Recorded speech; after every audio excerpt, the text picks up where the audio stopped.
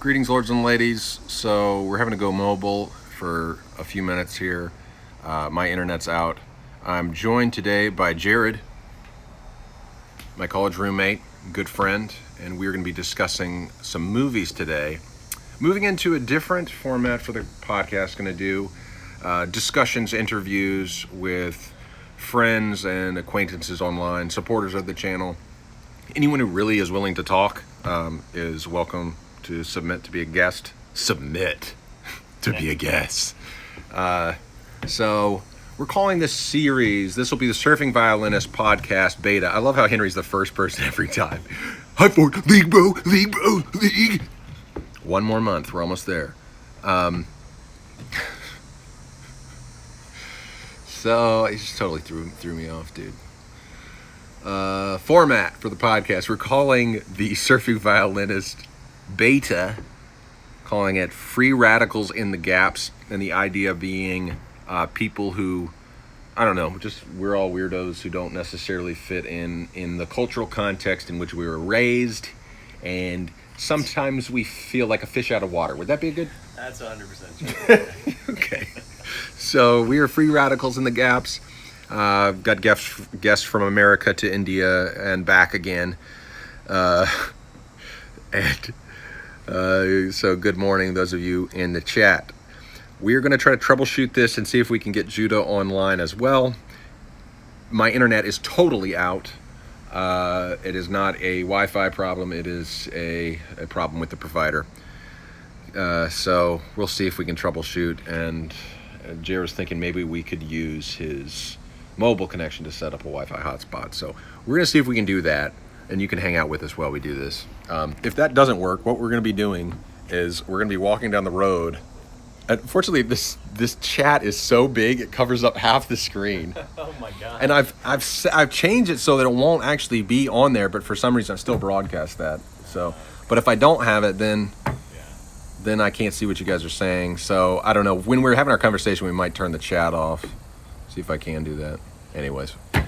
Well, so it's going to be a little bit flying by the seat of our pants due to unforeseen, not our fault technical difficulties. Last night we watched two movies, did a double feature, and had we actually did have problems, now that I think about it.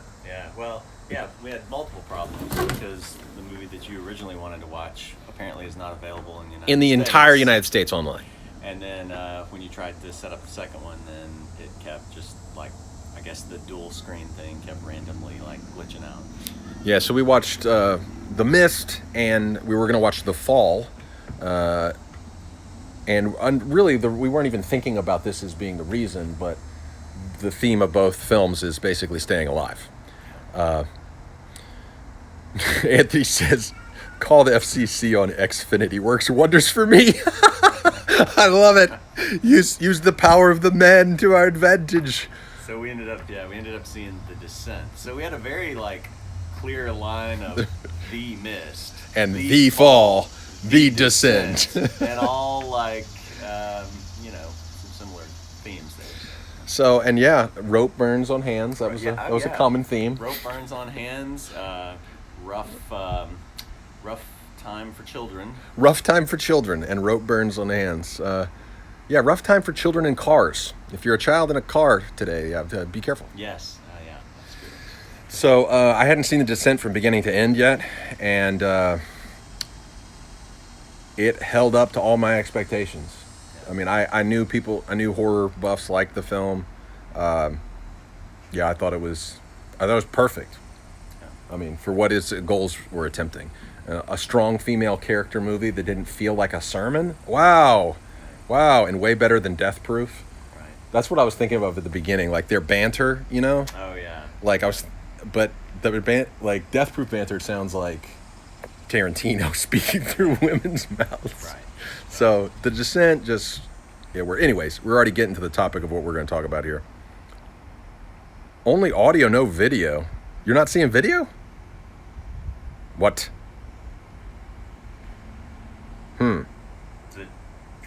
Is it trying to broadcast across your... No, it should just be going right straight through the mobile. If you're having trouble seeing us, let me know. Only audio, no video. Weird. All right, we're going to try to see if we can set up the actual sit-down office space. And if that doesn't work, then we're going to mix it up and do little circuits around the block. All right, Anthony says he sees me. Ankush says he doesn't have video on YouTube, so let me know if YouTube is not working right. All right, we're going to go give this a try here. But so the reason, a while back, I had been talking about staying alive.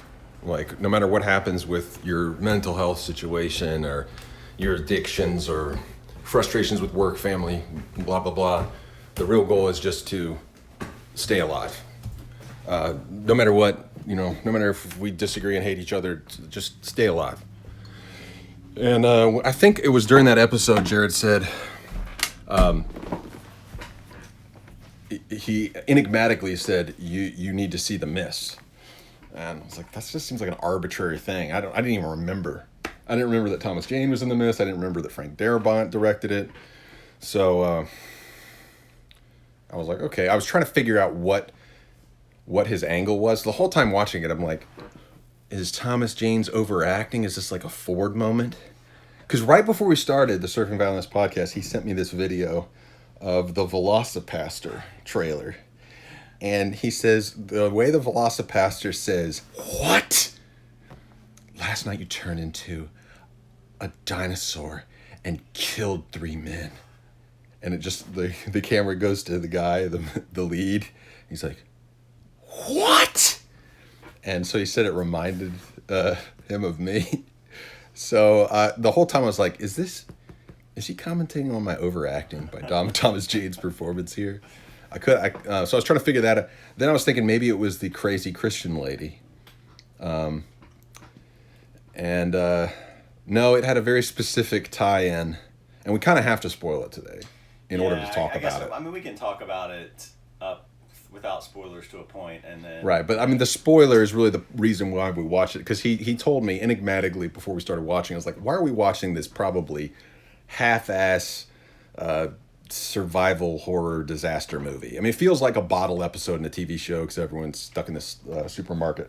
I'm like, how can this be? I mean, I got some respect for Darabont, so I was like, well, yeah, we'll give it a try. And I like some pulp Thomas Jane. But I was just really confused why we're watching it. And then at the end, I looked at him, I was like, I did not see this coming at all. Of the two movies, I think The Mist may be more depressing, actually. Oh, yeah. I think so, Yeah. for sure. Yeah. But, but at the same time, too, like, years later, I mean, it came out in 2007, I think. And it still sticks in my mind. And it's changed from, like, being depressing to just, like, a good, like, real life, real world lesson. Yeah. To me, yeah, definitely. Because the first time I saw it, I was just invested in the characters. Right. And so it's kind of flipped for me, where I'm like, I love that movie. I want to show people that movie. It is a kind of movie you're watching while you're watching it. It's very heightened. I mean, if you actually interpret it as a play for the first act and a half, or 2 acts, really. Yeah. Once you get up to the 3rd act, you just interpret it as like a kind of soap operatic play. Then it's good, I think. Yeah. I mean, even the way they have this, we were commenting on the fades. That's what I was going to say. Black. It was like the fades to black. It is almost like a play, because they're trying to show the what happens escalates, a fair amount, especially in terms of what the people are doing. And so I think they're showing those time jumps to say, like, okay, this could happen within a matter of days or whatever. So. Right. So yeah, if you keep that, I don't know, almost Bertolt Brecht kind of thing, where it's like this is just a play, it's fictional. The CG definitely helps in that endeavor, because the CG is not great. But then, and it makes you it makes you feel that bottle episode claustrophobia. Both films are claustrophobic in a sense. Yes. Yeah. I mean, well, especially The Descent, obviously, but The Descent may be one of the best depictions of claustrophobia I've seen. Yeah. I mean, I feel like I didn't really know I had claustrophobia problems until this last couple years doing the underwater holding breath stuff. Like you got weights and you're running across the bottom of the Gulf. Yeah, I started feeling it then, and then when we got in the attics and I had to vacuum out the insulation, there'd be times when you get to the corner, you're trying to get right in that corner, and you've got the suit on, and you've got the respirator, and so the respirator gets caught on something, like that one scene, and I'm like, this is irrational fear, you know. This is actually really depressing. There's a series with the same name on the same premises, but it's shitty. I mean, I could see so many ways this movie could have gone wrong, but I feel like the last 5 minutes redeems the film with as depressing as it is. Yeah. I mean, it hits it out of the park. And so we'll just, I feel like and he said, so tell him about Darabont, like the deal with the devil. Yeah, so the guy who directed it, Frank Darabont, who started the Walking Dead, and he got fired as showrunner or whatever, but the studio offered him, I guess it was, well, now I'm getting it confused between which one was which, since we watched 2 last night. I can't remember if it was Lionsgate or that may have been the Descent. I think that was a Descent, okay. Yeah. So whichever studio did The Mist had offered him a lot more money if he would do a different ending, and he said, no, this is the ending I want to do. So that's basically why the CG looks kind of crappy. And it does, but it's but for the most part, I think they hide the stuff in the mist well enough that it doesn't. I think it's fine. The tentacles are maybe the worst. Yeah, they're pretty cheesy. Yeah, but so he could have gotten a lot more money, a bigger budget, but he wanted to do his ending. And I'm glad he did. Yeah, I like it. I think even with it's kind of an example of the whole being greater than the sum of the parts for me. Like, even though there are moments you're like, whoa, or that performance, yikes, or and like to give it like a sports reference, it's almost like it's like just like a crappy baseball game or something like that, and then they hit it's crappy. Well, I don't want to say crappy. It's not crappy. It's not crappy. It's serviceable middle. Right. It's just like an okay game, and then you get a walk-off grand slam to end the game. Yeah. That's kind of how it is. Yeah, I agree. Okay, so let's see if this will work. Let me plug in my Wi-Fi. Yep. No, we're still offline. Don't get Wide Open West. Short Wide Open West. Their stock is plummeting. Continue to short them. They'll probably have one last breath before death, but they don't deserve any support. Short WoW. I mean, I can't believe I would tell you to invest in Comcast, but can't be as bad as WoW. We're moving to another neighborhood, so hopefully we can get a different service provider. All right, so...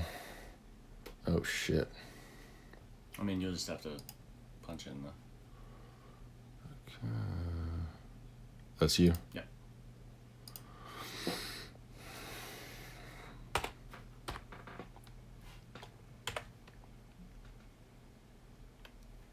I'm sorry, 1 second.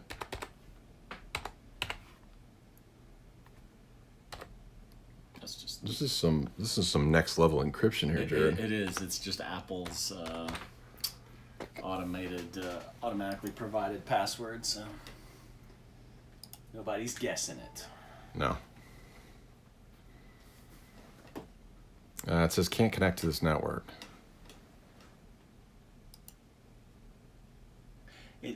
It did that the first time that I tried to... Let me... already unplugged that. Well, when I tried to connect my own computer to it last night, it did that the first time.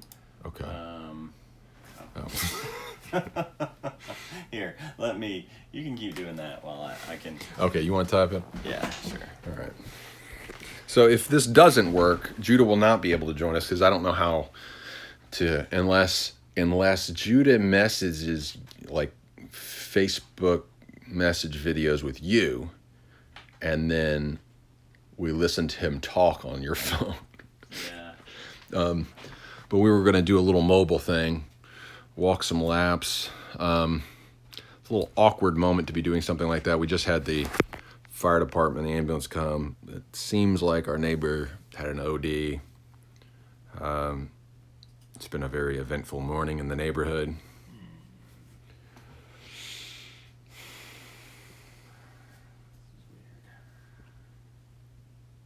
Oh, maybe it's not broadcasting right now. Oh, could we do it like wired, like USB? Well, But then- for some reason, it's not. It's not broadcasting on hotspot at all at the moment. Here, do you want? Here, let's plug it in. Maybe. No, I had it plugged in. It's doing something weird. Doing something weird that seems par for the course. So I had a weird dream last night. We got dreams to discuss too on this episode. Right. So this morning I had a dream. This is not safe for children. Inspired by all the use of sharp objects in the descent, I guess. This is the part of the dream I remember. So the dream worked like a movie, and I was seeing all these people. It was a dystopian situation in a city. It looked like a kind of I don't know, somewhere between Blade Runner and Chicago. But very antiseptic, clinical. What is the word? Institutional.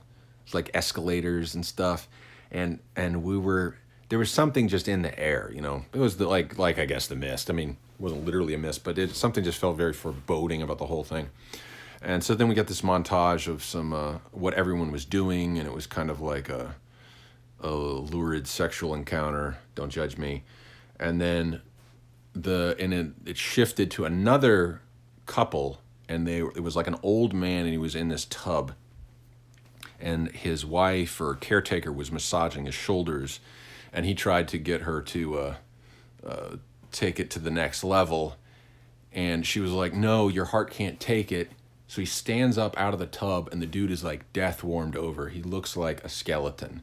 He's got no skin, hardly. I mean, no fat. It's just like skin and bone.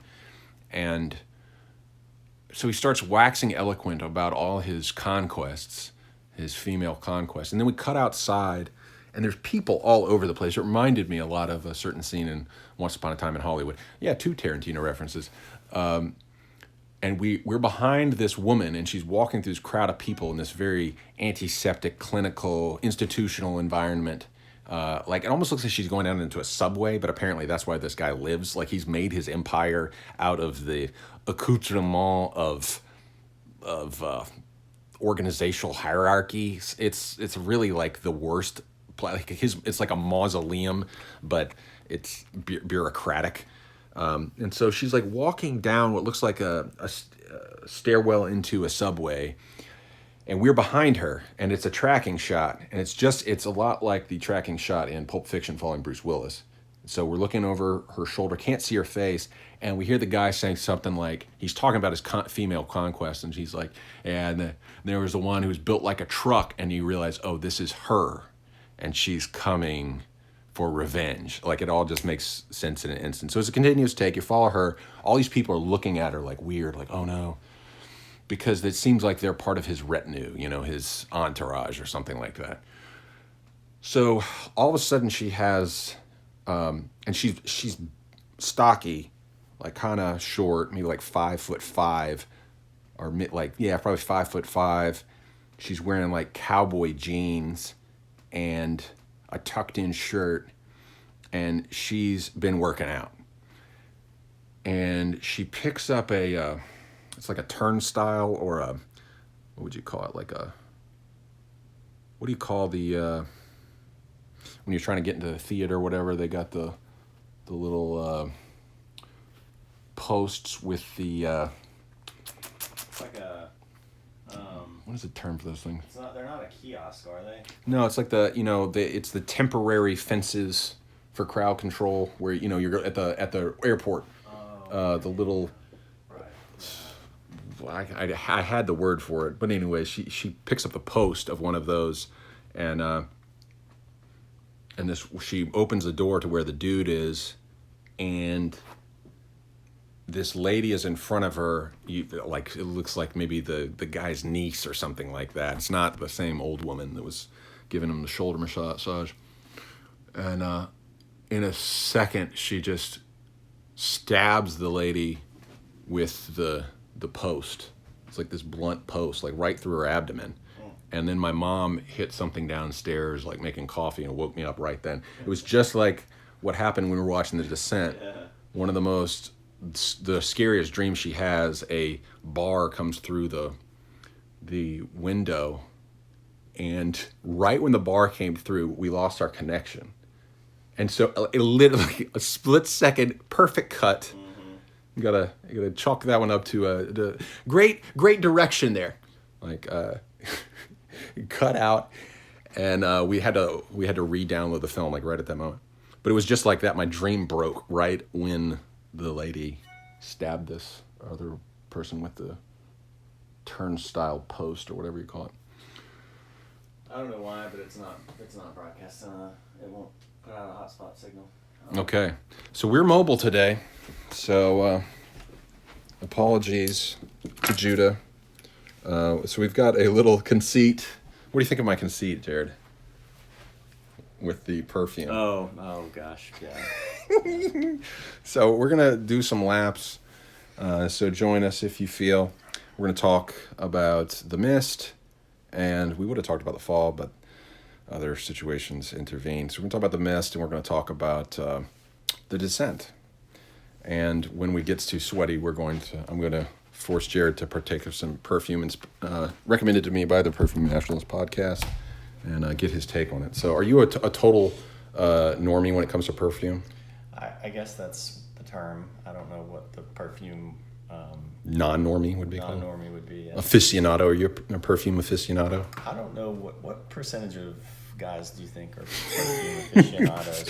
What were the odds you were playing there on the But the number's increasing. We're starting today. The number's increasing. Right. Yeah.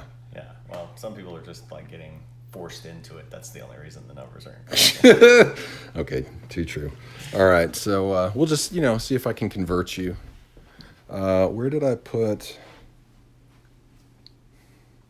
Did I leave that plug downstairs? You just left it out. Yeah. Okay. All right. Yeah, it's like a barricade post, but it's the temporary ones, that have the ropes between them. All right, so we'll charge up for a few minutes and then take a little meander. Let me know if you're still in chat or if we're just talking to empty nothingness here.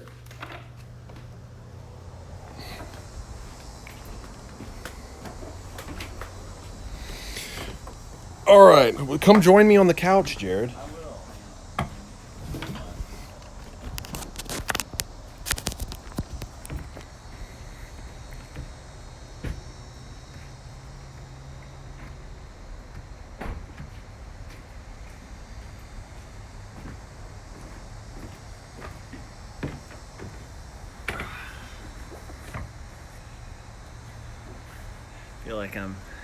Okay. I feel like it's the blinds. I feel like it's like Right, you're window looking blinds, through the blinds? and I'm like peeking through the blinds. Okay, so we'll try to get it like this. We have Yeah, to get a there we little bit uncomfortably close. There we go. That's This is, Okay, I'll try to work on my double chin here. There we go. All right, so welcome to the Surfing Violinist podcast, episode 23-ish or so. We are jumping to the next level from alpha to beta. So that is not a bad thing in the tech world, going from alpha to beta. It's the next step of evolution where you're opening it up to user, like a broader user base. So in the alpha segment of the Perfume National, the Surfing Violinist podcast, we've been basically letting me go on these rants forever and a day at the beginning of these, reading my essays, and I've gone back and listened to them a few times, and some of them are most of them are hopelessly stream of consciousness, disjointed. So what we're looking to do in this next season is to get some other voices in here the common thread being free radicals in the gaps, people who don't fit in maybe their culture of origin, in their community, but are the kind of people without whom our society would be very banal. See, you probably missed it because it was a reverse redaction episode that you weren't part of. But when you were gone, we got to talking. I don't even remember what the topic was, but anyway, I compared you to. Oh, we were talking about this type of thing, like finding a vehicle to discuss a certain subject through, like a film or whatever. And I compared you to Cyclops and Havoc from X-Men because you've got all this power, but you need something to channel focus it it. through, like Cyclops' visor, or even though Havoc doesn't really get that much time in the X-Men movies, but in the comics, they put, that's maybe the better comparison is Havoc. They put this suit on him because it helps him, because otherwise he's just like shooting these streams of energy out, but his suit helps him focus that. So that's what, you've got all this power, you've got all this energy, and you just need something to help you channel it. Well, that is very interesting. So I am not really the Hulk. I am not Iron Man as much as I'd like to pretend to be. Smart as Tony Stark. But no, I'm much more like Cyclops or Havoc. Okay, yeah, no, I can buy that. That makes sense. Lag in the video. Yeah, let me know how bad it is. So we decided we'd watch. Basically, the premise of this show will be every guest I'm going to have, we're going to share two particular items or people, cultural artifacts, any topic that has inspired us. And so we're both going to have try to share equal time on this thing that has been influential to us, has served as a free radical in the gaps for us, to help keep us from losing hope, despairing. Yeah. Kind of serving as a form of catharsis that maybe like we find rarely. Something better than just the dopamine drip to keep us plugged into the matrix, so to speak. Something that gives us hope that we can actually get out of the status quo clown world that we have to inhabit in order to keep our heads above water. Is that a pretty good way to put it?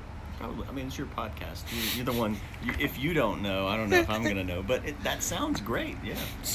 So what inspired this particular discussion we're having today, Staying Alive, was Jared mentioned The Mist when he heard this specific episode when I'm talking about the importance of staying alive. No matter how depressed you get, no matter how frustrated you get with your wage slavery job, no matter how sick of yourself you get with whatever your personal problem is. Maybe it's an addiction. For me, it's my temper, or my grandiosity, my megalomania, that always has an equal and opposite, like, purge in self-hate and self-loathing. Like, whatever your problem is, the plea was just don't end it. Just keep plugging on. There may be something to save the day eventually if we wait long enough. Heidel says if you smoke weed, the mind is settled. Not for me. It doesn't work for me. No. Sorry. I mean, you have to have a certain mentality and frame of mind, and I don't have it, apparently. It makes me more anxious. It's just like certain forms of meditation, whatever. One size does not fit all. Right. Like Jared, you don't drink. Like, it just does nothing for him. And so some things just, one size doesn't fit all. So this is about us finding the things that work for us and sharing those. And I feel like one of my strengths in the past, when I've been in a good place, is being able to find things that actually overlap with somebody else. And so that's what we're trying to do here, is find things that overlap. So tell us, go ahead and spoil The Mist and tell us why you suggested that. So spoiler warning, but go ahead and kind of give the spiel. Yeah, okay. So I will say, though, like, if you haven't seen The Mist, like, go watch it right now. And, and just pause. And then pause the video. And then come back and watch this later, because it's gonna be there. So, but I told Ford ahead of time that The Mist is the best movie ever made at one thing. And that's not to say that it's a great movie. That's not to say necessarily that it's even a good movie. It's maybe just for the most part kind of average. Because Right. if you watch it through the whole thing, like right up until the ending, it's fine, but it doesn't do anything radically different from your standard little horror disaster movie. Right. But anyway, so I'd set this up for Ford, like, okay, don't expect too much overall, but it's going to be the best movie ever at one thing. And so after we were done, he got to see that it was the best movie ever at being an anti-suicide PSA. Yep. Should I? Yeah. Let's just do it. Let's go for it here. Yeah, you want to explain the ending, or? Okay, so this film is like, I think, I can't remember what I said to you and what I've said to Jared and what I've said to my mom earlier this morning. So I'll repeat myself a little bit. This movie is a bottle episode, so almost like a play thing that's to show the passage of time. Will die one by one. And that movie is trying to do what The Mist does here, but it's like asked and answered. The Mist has done it better. Like it at what it's trying to do. Characters who have survived this long, and they really are heroes. A person that's just obsessed with God's wrath. I mean, she's Land Rover and Thomas Jane's Land Rover and drive as far as like a AT-AT from Star Wars, or I mean, like just compare. It's like a not quite a skyscraper, but it's massive, and then they run out of gas. So they see this giant thing, they run out of gas, and then they just hear more noises of these otherworldly creatures, which if we didn't already explain, there's just all this stuff. It's basically like they've opened, there was a military base up on the mountain higher above where this town was in the Pacific Northwest, and they apparently opened up this door to another dimension, and that's how the mist came through, and how all these mostly like bug-like creatures came through and just started slaughtering people. So it's Stranger Things without the nostalgia. Yeah. Compressed. Yeah, and a lot more gruesome. And so these people were all trapped inside the supermarket. And earlier in the movie, you had basically, I mean, you just got to see how people. It was heightened, it was stagey, but you got to see these sort of extreme, sort of sped up versions of how people would react. Like some people are in denial about no, this is not happening. This is fine. I'm just going to walk on out. I'm going to walk on out and walk on home, and it'll be fine. And then they die. And then some people, one lady commits suicide with pills. A couple of right at the beginning, a woman decides to go home to see her kids. Like she left, and she's weeping. She's begging for someone to leave. Right. And she even asked Thomas Jane point blank, "Will you come with me?" And he says, "I've got my own kid to think about." Yeah. And what happens in that scene? Does she just go out by herself? She goes out by herself. And you hear some noise. I think you hear some noise, and then you're like, and everyone's just like, "Oh shit, no." Yeah. So, So that's, and everyone else who goes out, they do make one reconnaissance mission to go to the drugstore to get some pills for this guy who's begging to be put out of his misery because he was a burn victim. And so they go over to get him some painkiller, and by the time they get back, he's dead. He's succumbed to his wounds. So it's just this very nihilistic. The world, I mean, it's claustrophobic. The world is encroaching on all of them. Right. Yeah. And there's another team that goes out. They all die. One guy gets chopped in half, the lower half of his body. He attaches a rope to himself because they wanted to see how far he could make it. And so they drag back the lower half of his body. So basically everyone who goes out doesn't come back. Right. And we know most of them, the vast majority of them have died. We don't know a couple of them. But so that's the idea, is that it's just basically inescapable, and it's getting worse. So they run out of gas. And it's the five of them in the car. It's Thomas Jane, his kid, the school teacher, and this older man and woman in the back. And Thomas Jane remembers that he's got a revolver that he picked up from another character. And so he kind of looks around at a couple of the other characters, sort of this unspoken, Knowing nod. knowing nod. Yeah. Yeah. Of, is this what we want to do? Take it from there. Yeah, and so then the old man says, and he's the first one to see any of the creatures. And so this is the most logical people in the whole story. Everyone else has succumbed to hysterical superstition. And so He says. he says, No one no can- one can say we didn't try. Right. Yeah. All right. Basically, it's like no one can say we didn't try. No one can say we didn't give it a good try. Something. Yeah, like something like, or no one could say we didn't do all we could. Something like That that. may be it, It yeah. was something like that. So, Yeah. and the old woman says, no one. So they all nod when he pulls out the gun. The kid is still asleep. And I don't think the kid even knows that his mom's dead, because they went back to the house Right. and saw that she was dead, but he was asleep when they pulled up.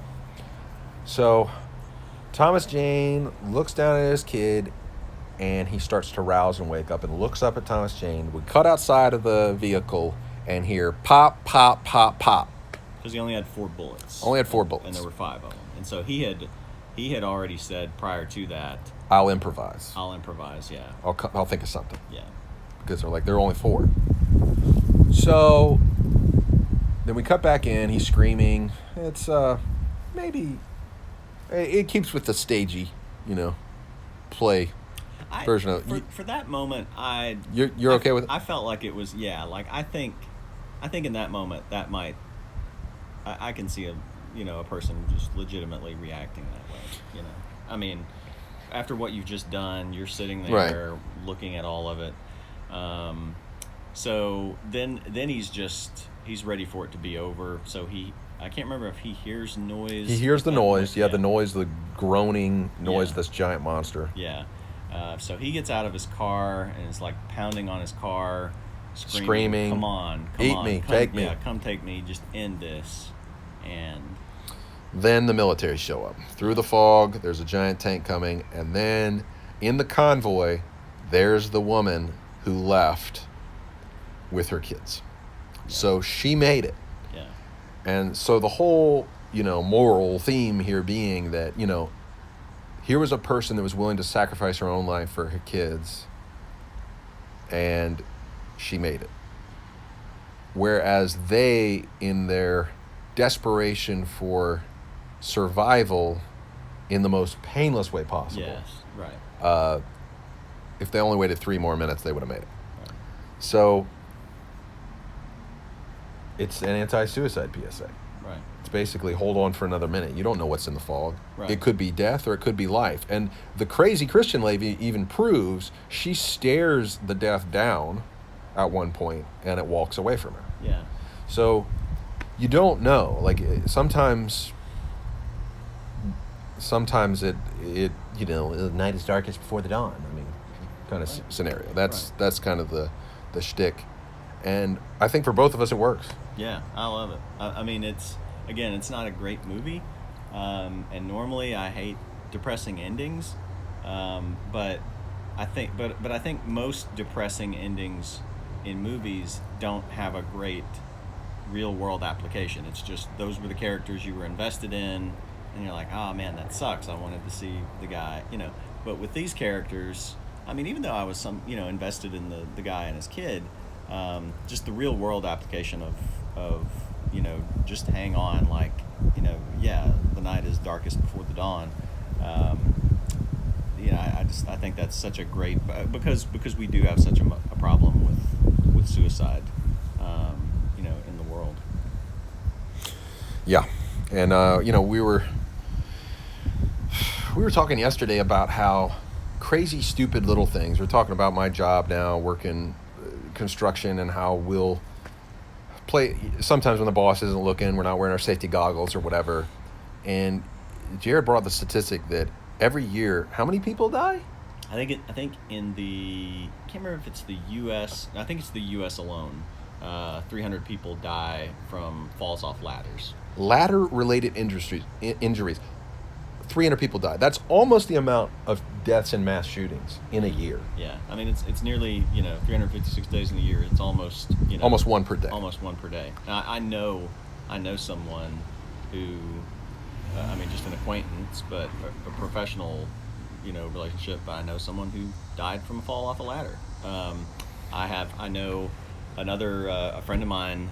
The guy would have been like 82 or 3 at the time. His 82-year-old dad broke his ankle climbing up a ladder in his driveway with a chainsaw to try to cut a limb off. An 82-year-old man, With a chainsaw, And- up a ladder. up a ladder, yeah, and on concrete or pavement or whatever. And I wish I could say that guy's an idiot, but I've done stuff that's Right. equally as stupid. Yeah. Sure, and he's one that, like, his house, he's got like a gun closet. I don't mean like guns in his closet. I mean like a gun closet, because he's ready for the invasion, for whoever, whether it's another country or The government. zombies or the government or Right. space aliens or whatever. And he's always just constantly worried about this sort of thing, and yet he'll climb a ladder at 82 in his driveway with a chainsaw. Right. In the 21st century, the greatest cause of death that you can have is probably you. Whether it's heart disease, opioids, ladder falls, drowning. Like, we're talking about drownings. I mean, how many people have died? 9 people have died in Lake Lanier, Yeah, near where he lives. this Oh, summer. In just this summer. And that was just at the end of, Oh, sorry. Sorry. that was just like early July. So I don't know if they've not had any more since then, but yeah. And I mean, a good year would probably be, like, this isn't unusual. Like, a good year would maybe be only 5 or 6. Right. So, And this year we've had a lot of people who have never been around the water going out and trying to swim in double red flag rip currents. And that's just death waiting to happen. And I've commented on this channel before. It was with some surfers, and we saved 4 kids from drowning because they got caught in an undertow. And once you panic, you're done. And so we'll talk a little bit about Panic, because The Descent is a very good movie, Yes. talking about panic and how to. That's one of the positive elements of The Descent, is like maintaining your composure, because her lack of composure in a certain scene almost is one of the reasons why they almost get killed. And then but later on, as she, it's a great kind of like what do you call that? Like, it's like a plant payoff. There's a term for that. Like, she basically goes through the exact same situation in a heightened way, but she maintains her composure in that sense, and she breathes. The very thing, the first thing, I even said it when she gets caught in the cave in that one moment. I was like, breathe, and that's exactly what the other character's like. Breathe. Like, Right. that's the first thing you have to do. When I started this whole building a better me endeavor with the show, when we try to do it, the first episode was take a deep breath. Yeah. That's something for people like me, the Cyclops / what is the Havocs? Yeah, Havoc. So that's me. Yeah. The Havocs have a hard time doing is take a deep breath, and so just maintain your composure and remembering that ladder deaths, drownings, drug overdose. We just had an OD this morning right across the street, guys. We're gonna walk right past this house in a second. Stay alive, please. If you're listening to this podcast, there's like 10 of us here that mainly listen to and actually, interact. Got like 21 patrons left. They're dropping like flies for, financial reasons. I don't expect people to be able to keep going. If I don't want you to keep supporting if you can't. But for the small few of us who are benefiting from this conversation, it benefits me because I get to talk about it. Hopefully some of what we say is beneficial to you. But the first message of The Mist is stay alive. Don't be the one who pulls the trigger on your consciousness. Don't be the one. Like, you don't know what's in the mist. She says, the last thing she says, like their driving action to get out, is maybe something like maybe there's a place, maybe there's an end to the mist or something like that. Maybe there's an end to the mist. And that's what I felt. That's why I kept coming back to Philip K. Dick's Ubik. Because we were talking about yesterday, there are days you're just like, are we living in a simulation? Right. Like, it just doesn't make sense. Yeah. No, well, I mean, you were saying that you kind of go back and forth between, like, being able to feel whether or not this is, real or not. And I said, like, I'm not, like, I just am in this persistent state, like, since, like, 2015 of, like, I'm not sure anything that's happened since 2015 or so has been real.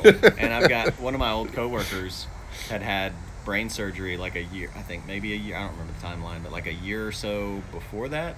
And he was talking about how he's never sure if he just like died having brain surgery or went into some kind of coma. And we're NPCs in his I know. hallucination. I told him, I'm like, man, I'm gonna be really pissed if I turn out to just be a character in your nightmare dream. You know, you could have like given me better, like if like in your build a character mode, you could have, you know, given me better stats in certain areas. You know, like so.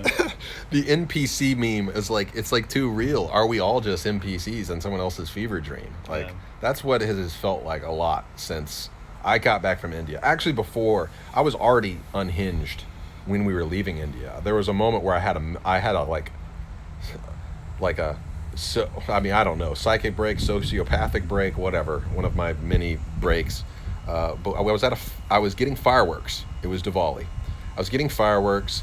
I'd Is this had at night? Yes. You recorded this at night? Yeah. I remember that. You one. remember that? I remember that one. Yeah, because I was like, man, yeah, he's not in a good place. No, I was like weeping walking down the road. Yeah, But I was already like in a dark Eeyore place Mhm. when this happened, and these two middle class guys started, and this is again such a bad Ford thing to do. These middle class guys were having it out with the fireworks dealer because they say that he gypped them. And they're probably right. And the thing is, you snap. When you're in that culture long enough, it doesn't matter if the other person's low class, whatever. Like, you take it for too long and you snap on them because you're tired of getting shystered. You're tired of getting cheated.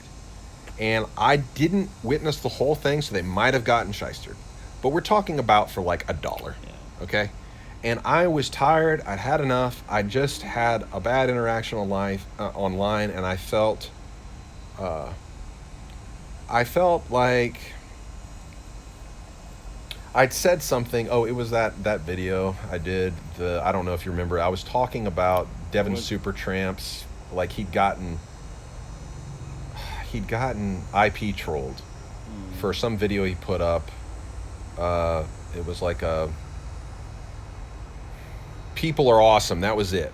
They copyrighted the term people are awesome. So they took all the revenue from the video that he made, that he filmed everything for it, and they copyrighted because of the title, people are awesome. They owned that. And so I did this sketch, and it was called Masturbate. I remember. Yeah. I remember that. Yeah. And yeah, so it wasn't a good sketch. But you were doing it just so people. I mean, if people haven't seen it, it was like a riff off of Clickbait. Clickbait, so, yeah. Master BAIT. IT. And my wife played like a what do you call it, telemarketer. Yeah. And she was like, welcome to Masturbate. Like we can clickbait. I remember seeing it at the time, and I'm like thinking about some of the audience that was going to be watching it. And Yeah. I'm like, oh no, this is. Yeah. So it kind of didn't hit well. Like it was fine, but at the time I was much more family friendly. I wasn't cussing all the time. right. And so it was not really the time to come out with something like that. It was maybe a little too edgy or something. Yeah, like And- overall, it was not a big deal. But it was just the But it term was- masturbate. It was the term, yeah. And so I don't know, it caused a little bit of like not questioning of my character, but I just realized I offended some people, and I was like, I just feel like I can't talk. I feel like I'm in the straitjacket where I can't talk to anybody because of my squeaky clean vlogger. But it's my fault because that's the audience that I built. I built this very squeaky clean. The only people watching me in America were squeaky clean family values. Right. Only people watching me in India were my Indian friends and fans. So it didn't offend my Indian friends, but so it was something that I realized I could no longer bear the weight of being like, it's the typical Hollywood narrative, like, you know, the kid star who's like got a squeaky clean image, and then they're like, you know what? But I'm sexy. Watch me twerk. Watch this. That's who I was gonna say. I was like, you became Miley Cyrus. That's Yeah. exactly it. I had my wrecking ball moment or whatever. Right. You're not gonna be Hannah Montana Anymore. So I had my midlife crisis as a white male in the streets of India. But I was sitting in line at this fireworks store trying to get some fireworks, and I was not in the right place, man. Yeah. And this poor middle class dudes like not poor, like they're well off, but they walked into a situation they did not know what they were walking into, Oh, no. and they started talking shit to the guy behind the counter who had probably ripped them off. But in true Ford style, I just picked an underdog. I sized the situation up in my, reactionary way, and I was like, I don't have time for this. And this could actually be, you could actually throw the white privilege epithet at me in this one, because I just didn't want to deal with it. Like, I had my own issue. I was tired. I didn't want to hear it. And so I was like, guys, what the fuck? How much did this cost? And they're like, 50 rupees. You chipped me a 50 rupees. It's like, 50 rupees? Look at your car you're driving, dude. Like, you're arguing with 50. Here, you want 50 rupees? Here, take my dollar. Here, here's a 500 rupees. 500 rupee notes to get the hell out of here and leave this guy alone. You think, like, 50 rupees means, like, what? Like, a quarter of a pint of your gas while this guy doesn't even have a vehicle? What's your problem, man? And I just went off on them. And so I took the money out. I threw it in the guy's face, I think. Oh, it was bad, dude.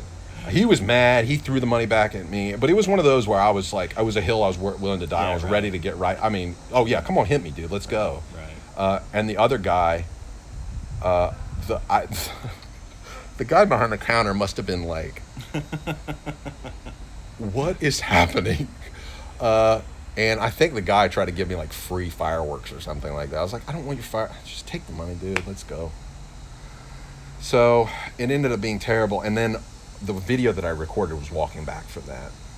It was a typical Ford, like, you could call it a white savior complex, but this predates white savior complexes, okay? If you want to see the white savior complex in action, it is Moses getting pissed off. He was a Jew who didn't realize he was a Jew. I mean, you know the Prince of Egypt story, right? Like, he's a Jew who didn't realize he's a Jew, raised as Egyptian prince, sees his people being oppressed, loses his shit, kills the dude oppressing this other guy, and it's a typical, like, oh, I'm trying to prove my worth by intervening. Oh, it's Karl Marx, ha ha ha. So it's not just, American people with a privilege complex trying to prove that they're one of the people. It's, Karl Marx is another version of it. It's not just right, it's not just left, it's not just white, it's not just whatever. It's a human, like, impulse to try to havoc things into order. Like, I'm just gonna let my rage come out and I'm gonna make everything right. That just feels like the norm now. Like It's just a meltdown every week. Yeah. So as far as you're concerned, though, it's a little easier for you to bite your tongue. Than you? Yes. Or yeah, for sure. Right. Yeah. So is it more of a personality thing, or? I think it's probably just like well, I think people are just wired that way, like, I think, just your brain chemistry or whatever. I mean, just some people are just more like, getting some racing in the background. Yeah, that's there. right. We got the sound effects. Yeah. I mean, I think it's just like, I think it's just like a brain chemistry thing, you Right. know? Yeah, I do. Maybe some nurture too, like nature nurture, Some, right? Yeah. I don't mean 100%. Like, I mean, It's- part it's- of it, because I do have to, there is, like, for sure the impulse for me to do it. But, like, with me, I mean, I'm very logical. I'm too logical in a lot of ways. And I'm probably not, I don't know, we were talking about this yesterday, where in some ways, like, even though you take it too far to one side, like, I'm maybe too far more to the other side in some ways, and I'll just be too fake with some things if rather than just like letting it come out when I should. Okay. It'll just be like, oh yeah, okay, all right, I'm gonna wait and I'm gonna think of something worse to say or do to you than You're gonna build it up. You're in gonna. the moment. Yeah, because I can plan much better than whatever I would say or do in the moment. So So you're Littlefinger, and I'm like the Hound or something like that, I guess. maybe so. The mountain. Maybe you're the mountain. I'm the Mount. Oh man, I'm that bad. I'm looking pretty good, I gotta say. My new shave, my new haircut. The Yeah. Hound isn't very ragey. No, you would be Jon Snow, because Ramsay goads Jon Snow Right. into charging at him. you know. Oh, that's true. That is such a I'm Ned Stark. Like I'm gonna wear my heart on my sleeve and just come right at my enemy, saying, "I know the game you're playing, you idiot. Why do you tell anybody what you do in the game that they're playing?"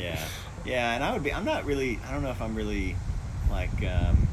Oh, you're Tyrion. Come on. I would be maybe honestly like more pre-crazy Daenerys.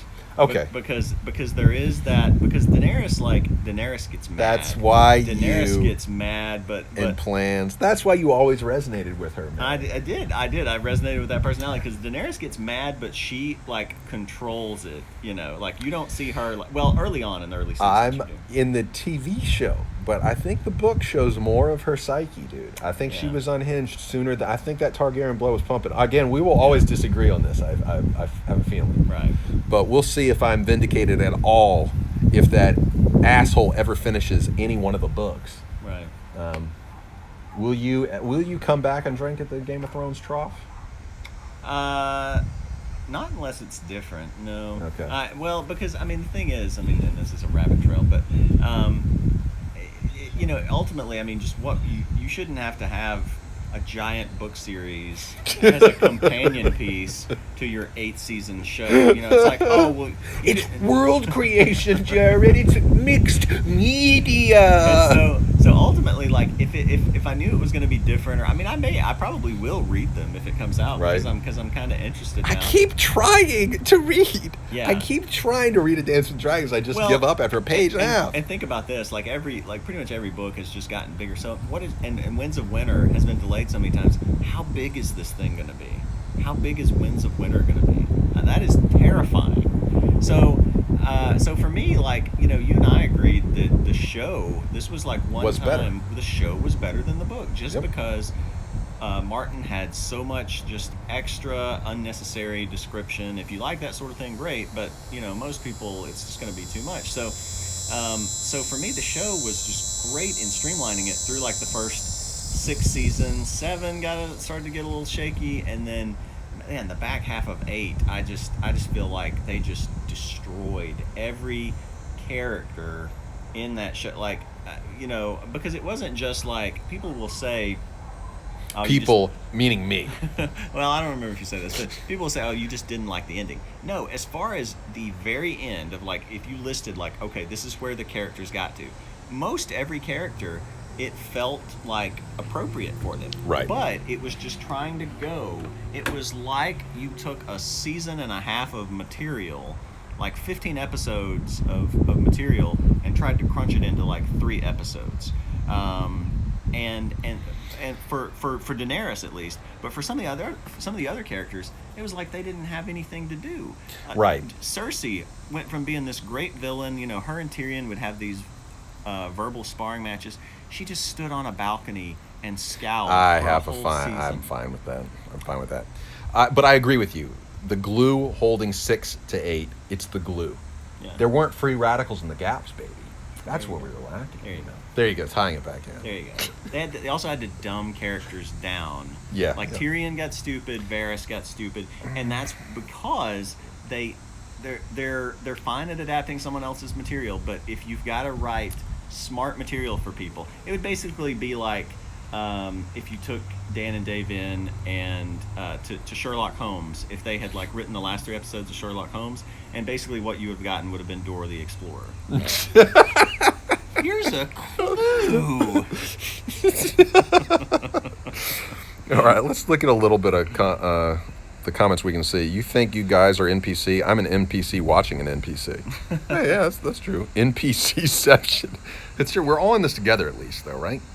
Gyra says masturbate. That's genius. Are you kidding me? Sometimes we can't resist our creative impulses. It was I don't know. I just remember seeing it at the time and knowing like your audience. This ain't back gonna go home, well, and yeah. being like, oh no. Ford's jumped the shark. This is his Miley moment. Curious Responses asked question: have you guys ever stepped on a bug on purpose before? Yes. Yes. Well, yeah, I won't tell this story. Yeah. So I have. Sometimes for the sake of my wife's sanity. Sometimes, if it's a spider that looks like a brown recluse, I don't usually tempt those guys. Most spiders I preserve. I like spiders. They eat flies. But yeah, I don't pretend that we're not at the top of the food chain. Yeah. I am late. Which series are you talking about, Margaret? We were talking about. We're talking about Game of Thrones there. Yeah, and then we were talking about movies prior to that. Yeah, we're talking about The Mist prior to that. So you want to take a little turn around the I guess we can. around the neighborhood? So was this kind of experiment today? See if y'all can actually hear us as we walk. Yeah, that would be the only thing. Like, is traffic gonna be? Oh, it's fine. We're kind of flying by the seat of our pants. Curious responses says, oh, okay, well, since you have done it before, would you say you just step on it once to kill it, or would you also twist drag your foot too, lol? I think I would twist drag my foot, not out of spite, but because I want to make sure that it's actually dead. I don't want to torture the thing. Yeah. There have been times, I don't know, I think a lot of kids go through that weird phase where you want to, like, torment living things. And in high school, I feel like I did sin in that way. I feel like there was a time we'd played Silent Hill. We were seniors in high school. Well, it's really late to be doing this. It's like we weren't. When as a kid, I fought for bugs' rights. Like, okay, I was like an entomologist wannabe. I cried when I killed a baby roach one time on accident. Yeah, I was very much I grew up on a farm, very much the animal lover. I'm the guy who will still stop and get any turtle I see in the road. I stop and get the turtle out of the road. I actually had to, I killed I think it's called a rhinoceros beetle. I'm not sure. Oh, wow. Okay. It was on the side of my door at my apartment one time. And this thing is scary looking. It's got these like giant like pincer things out front. Mm-hmm. Like, man, that thing is. And so I killed it. And so I looked it up later, and it's harmless. And it's harmless. And I felt really bad about that because I was like, gosh, I'm like the. I don't know. I'm just the guy that like sees the scary looking thing and assumes it's bad. And assumes it's bad. Yeah. So I felt bad about that one time. So yeah, I'm very much except now, like wasps, yellow jackets. Nope, you can all die. Spiders, I'm not like I'll let some spiders go, but like you can't be too big. Spiders creep me out.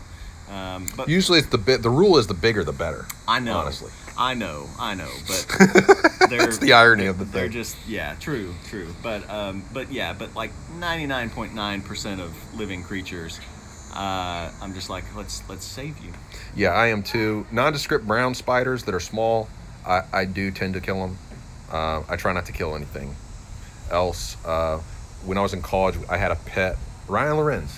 He caught a gecko, I think. And I kept it as a pet, and then he fell out of the little terrarium we made. And I stepped back gingerly right onto his body. Oh, no. And even as a sophomore in college, I cried. Or maybe I was a junior at that point. Vreni Achatz is now following. Thank you for the follow. Welcome to the Surfing Violinist podcast. In beta. No longer in embryo. We're in beta. So, yeah, we're just talking about survival. And the survival of the fittest is apparently the topic right now. But yeah, we try not to kill. We're not full-blown Hindus here, or Jains. But I think we have more of a Jain-ish tendency than most Americans would. Oh, I think so. Yeah, I think that's interesting because you grew up on a farm. I grew up as this wannabe entomologist. So for me, like now, my jam is using that iNaturalist app. I plug it every week. Not sponsored, but I will sponsor them. I love that app. It has been just real, like bringing back childhood memories, reinvigorating me, being able to, rather than bottle these creatures up, just take a photo of them and get their Latin name, and it's just I love that stuff. I think like the thing that bothers me that if I could become, and which I mean I know I could if I just worked hard enough at it, if it was easier for me to become a vegetarian or a pescatarian, because that bothers me, because I mean I think about like the hypocrisy of myself. Mm-hmm. Like, yeah, I'll go get a turtle out of the road. Like how many chickens and cows and pigs and everything. Now fish I don't feel as bad about. Like I can eat fish and have less of a less guilt about that. I've tried to be more of a pescatarian, but you think about it, and especially like if you've ever seen like some of these videos of like how the sausage is made. how everything happens. That's another thing. I don't eat hot dogs or sausage. That's meat paste, and I don't eat that. But yeah, like if you see these poor animals just like pulled up on these conveyor belts and like throats slit and stuff like that. I feel really bad about that, and I like it's bothering me more as I get older, to the point where I'm trying to cut back on stuff like right. And so there is a whole section of like the dissident right that I frequent on Twitter that are like only meat, only beef, and to me, if I felt the best I've ever felt when I lived in India, eating basically beans and rice for most meals, dal, and gosh, I always forget the name of it's a kidney bean basically, but I can't remember the rajma, dal, chawal, rajma chawal, lentils and rice. Now I've forgotten the American name. Red beans and rice. So those two things, like the staple food. And in 2002 when I went, and in 2000 from 11 to 16, that's the best I've ever felt, health-wise. Eating that. Now, we weren't vegetarians when we were there. We ate chicken, but we just didn't eat as much. I would like to get to the point. I've got a friend here, longtime friend and supporter of the channel. He provided the DSLR for the last half of the Surfing Violinist from 2013 to 2018. I mean, as long as I've used that, 5 years. Like he provided the camera body for that. It's a great guy, and they have their own farm-to-table farm, and basically they do everything open range.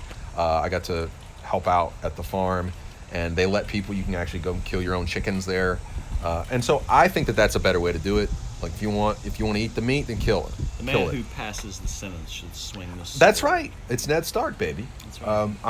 I think that's the way that we should do it. I believe in actually more immediate violence for people, more fighting, more boxing, more people bleeding, but being the ones that actually deliver the sentence, so to speak.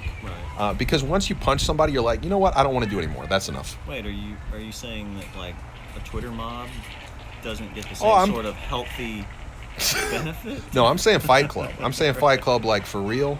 Like let's all just, if the shit posting and the bants gets too much, like no, let's fight. You pick the style and let's. That would be. fight. I think that would be pretty great. Like if your social media fight somehow escalated to some kind of point where you were mandatory required. Yeah, it's to on the blockchain. Physically fight the other person. It's on the blockchain, and it's like yeah, you can get your clout back once we have the fight.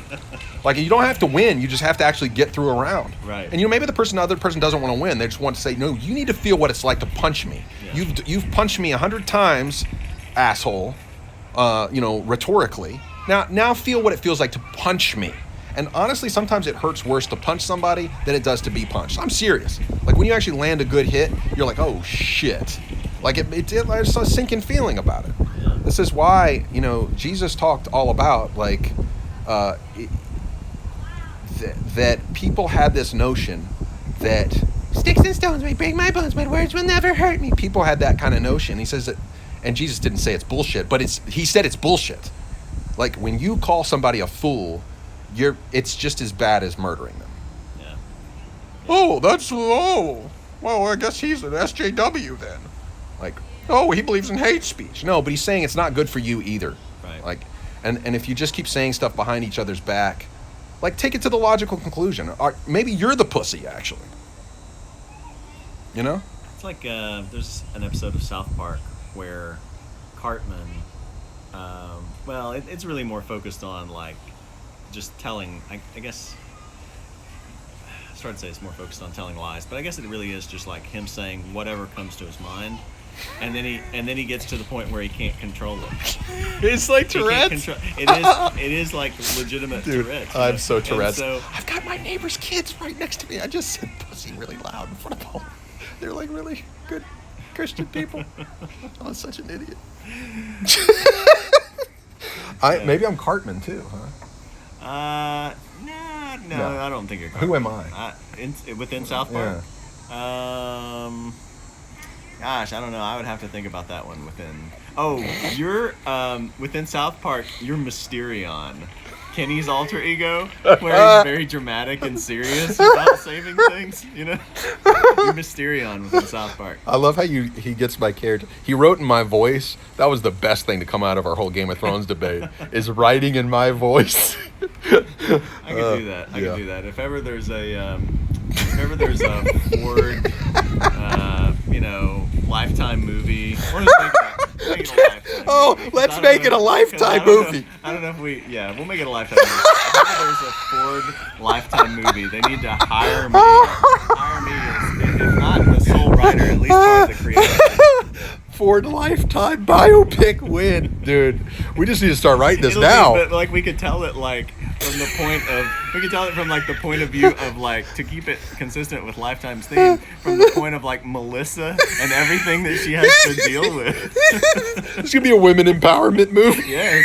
Wouldn't that be the best thing? It's your big break. How you get known is a women empowerment movie. Is this Misandrous movie about sticking it to the man? Right.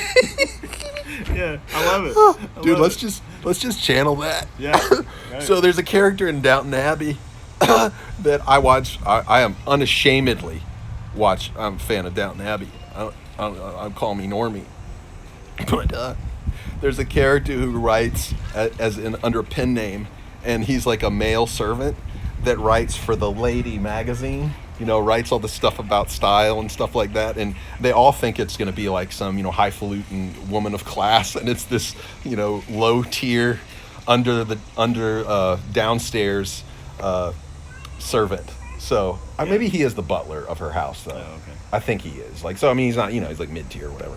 But so maybe that's what we do. Yeah. I should come up with a female pen name.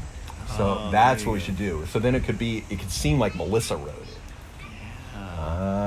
Yeah. No, okay, yeah. I'm liking this. All right, let's look at chat. I'm running out of it here. I actually asked you guys all that because my friend and I came with a challenge based on the movie Men in Black. Not sure if you've seen it before, but it's a challenge that you do on YouTube or Instagram. Would it be something you could participate in? I don't know. What does he say? What it is? I think that's Are you talking about I can't even see who asked that question. I'm sorry. It's scrolled up and the thing doesn't let me scroll. I think he's talking about the bug crushing thing. Oh. Is that what you're talking about? So I'm sorry I missed that. We got on a tear there. Fire Ninja says hi. Guy Rush says in this the factory slaughter is just consumerism replacing nutrition. Ooh, yeah. Yeah, no, I like that. A lot of times we talk about the industrialization of the food production and distribution, and I think there is a limit to what you can do through factory style industrialization, and I think we do need to cut back on our consumption across the board, not because I'm some green, I don't know, conservationist, but just because it's the same thing as the talking shit too much thing that I was saying earlier. Not only is it bad for the people around you when it gets to a certain critical mass, but it's bad for you. Like, the way we eat is bad for us. It's not just bad for the animals, it's bad for us. So just from a selfish motive. Zerni with the subscription, thank you. Howdly Dandly. Oh, crap, it didn't come up. It went by too fast, I need to extend it. Howdly Dandly. Zerni, thanks for the subscription. Yeah, they should swing the sword thyself. Hey, Shirty Waffles. I was the one who asked the bug question. Okay, yes. So, the bug questions. I'm not sure what this challenge entails. It's a Men in Black challenge? Like the bug splashing? Oh, like at the end when Will Smith is stomping. He's like, oh, is this your grandpa? Oh. He's like, don't start nothing. Won't be nothing. That's my interpretation. Yeah, I don't know. I don't want to... Is it to try not to step on them? Because I think we both participate in that. How far can we go? Can you face your fears, Jared, and not kill a giant spider? Sure, I can, yeah. Okay. Face your fears. So, speaking of facing fears, I'm too lazy to walk now. That's fine. I don't. He doesn't really want to. But hey, let's liven the mood a little bit here, Jared. So I'm going to introduce you to Lauder for Men, which was my first perfume that I tried that... so there's actually a difference between cologne and perfume, I've learned from this whole endeavor. I mean, before you tell me what it is, I just my internal definition of it was always like cologne is for men, perfumes for women. Right, and that's what the traditional thought definition is. But apparently, like, scents really don't have a gender. Ironically, Old Spice used to be for women. Isn't that weird? That is weird. I didn't know that. So there's certain things that we just equate with men or women. That's really, I mean, it very is much hermaphroditic and not really binary. So if you want to get your gender non-binary, start using perfume. So this one is the first one that I smelled when I was shopping for our anniversary, and I smelled this and I was like, wow, it reminds me of the 80s, and I just didn't think of perfume smelling like this. Like, it's kind of like the revelation when you first try beer or black coffee. You're like, oh, you can drink things that don't taste sweet. Like, that was the same thing for me smelling this. I'm like, oh, perfume doesn't have to be sweet. So I still haven't learned that in life, that you can drink things that don't taste sweet. well, do you not drink black coffee ever? No. Wow. Okay, so try this. This is not sweet at all. Estee Lauder for Men. Tell me what your initial reaction is. All right. Well, let's see. It smells like perfume. I have no Olfactory senses whatsoever. What is just a descriptive word? What's an adjective? One adjective. Man, I don't know. The other one last night, because we've now done this 2 days in a row. Like I could pick out like it smelled like a flower, like a I don't know, like a wildflower or honeysuckle or something. Okay, it's like a sweet flower, Like though. a sweet flower. Yeah, yeah. This one is a cushion. I don't know. It just smells like perfume. I can't identify. I have a terrible sense of smell, really. Okay. But I can't identify. So sweet, spicy, sour, umami. I don't even know what umami means. I guess I would say maybe spicy. Yeah. So that's how it hits me. I smell didn't know- the spiciness. Okay, I didn't know that these were. I didn't know in the perfume world that you use these sort of descriptive words. Well, you think So. about taste. I mean, it really is a kind of Yeah. amalgamation of the two senses, right? I mean, Yeah. like when you plug your nose and you taste something, you can't really taste as well. So, Lauder for Men, my wife doesn't like it. She thinks it smells like an 80s grandmother. That's what she thinks. I love it because I have finally reclaimed my 80s nostalgia, and it revolves around, just like the Perfume Nationalist has said, like that's why I kind of fell in love with this podcast, is because it's like we love malls, we love carpet, and ironically, now that smoking is banned, I like the smell of cigarettes. Oh no! Oh my gosh! No. Malls and carpet, yes. Malls and carpet, yes. Oh, Because you like the malls and carpet then? because I was an '80s kid. So, Right, okay. So malls just take me right back. I wish malls had arcades now. There would be absolutely no point in having an arcade, but just to be able to go in there and feel like I was. Dude, we're bringing it back. We're bringing it back. Yeah. It's gonna I don't happen. know. I don't It's know. gonna take 10 years, but it's okay. Once I make my first billion. Yeah, there you go. And carpet, yeah, like hardwood or some sort of flat surface is so much healthier for it. Carpet is just nasty. It keeps stuff in, but it just feels good, like when you're barefoot and in the mornings, especially in the winter, and you're not putting your feet down on the cold floor. So those two I'm in on with. Like Yep. cigarette smoke, like almost makes me nauseous. I hate it. Pipe smoke, that's where it's at. Oh, hey, no, I'm Or- down with that. Or cigars, maybe. Hey, would you be down for a pipe smoke while No, we're I've here? got terrible lungs. Oh. I don't need any. Any more addition to it? No. Yeah, I've actually started smoking Black and Milds every now and then, working this job, because smoking is just such a, I don't know. There's just something about smoking in a construction environment. It's just like, it's like breathing. But the problem with Black and Milds, I could do it at my old job because we would take intermittent, like longer breaks, but they wouldn't be as many.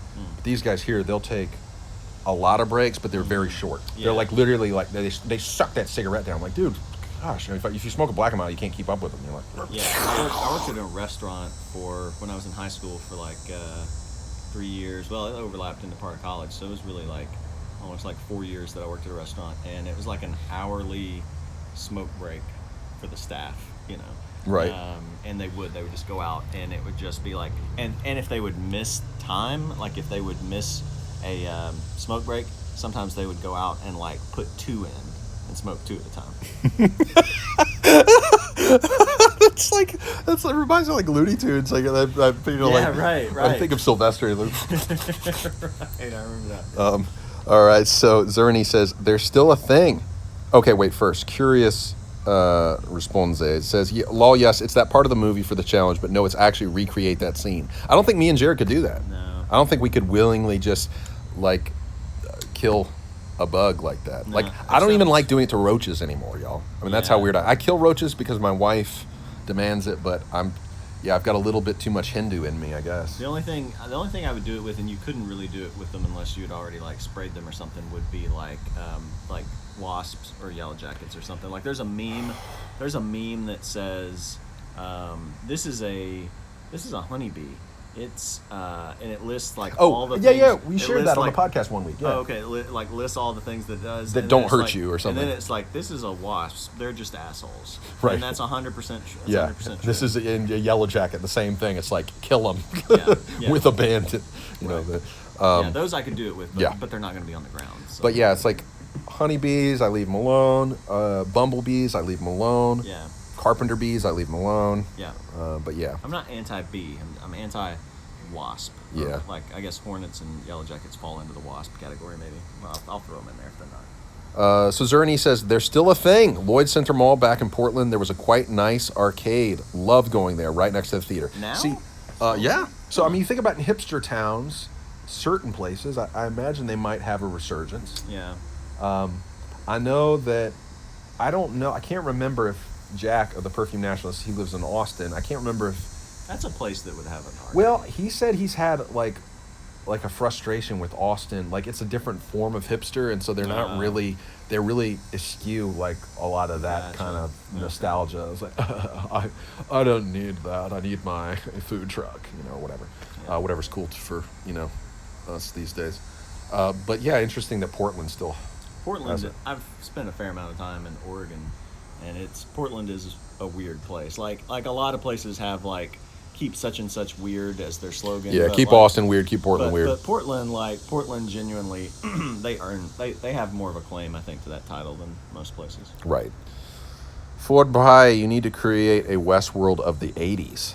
Well, interestingly enough, the original Westworld was, I guess it would have been late 70s. I think it was 70s, yeah. Maybe mid 70s. Crichton did, he did the first made for TV movie, I think. It had Yul Brynner in it. It was Yul Brynner. It wasn't. Was it made for TV? I thought it was a. Maybe it was an actual film. I thought it was theatrical release. Yeah. But Crichton directed it. Westworld in the 80s. Well, interestingly enough, I think you're getting on the aesthetic right there, my friend. I think you're getting on the aesthetic. That's the 15-year goal. Yeah, I want to buy them all. I want it to be fully functioning. I want us to film a movie there. Well, the climax of the movie there. You do, or Yeah. Oh, okay. That's my dream. For the last 12 years, I've had a foot chase scene in my head set to Mars Volta's Day of the Baphomets, and it has gotten progressively weirder and more. It's definitely a mix of Geiger. What is the first thing? Geiger, Cronenberg. I just blanked about the first one. I can't even remember it. See, my brain is not even letting me tell you about it. What's he doing driving a car? I don't know. Where are they going?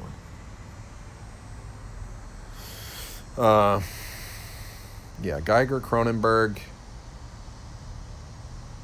and stuff.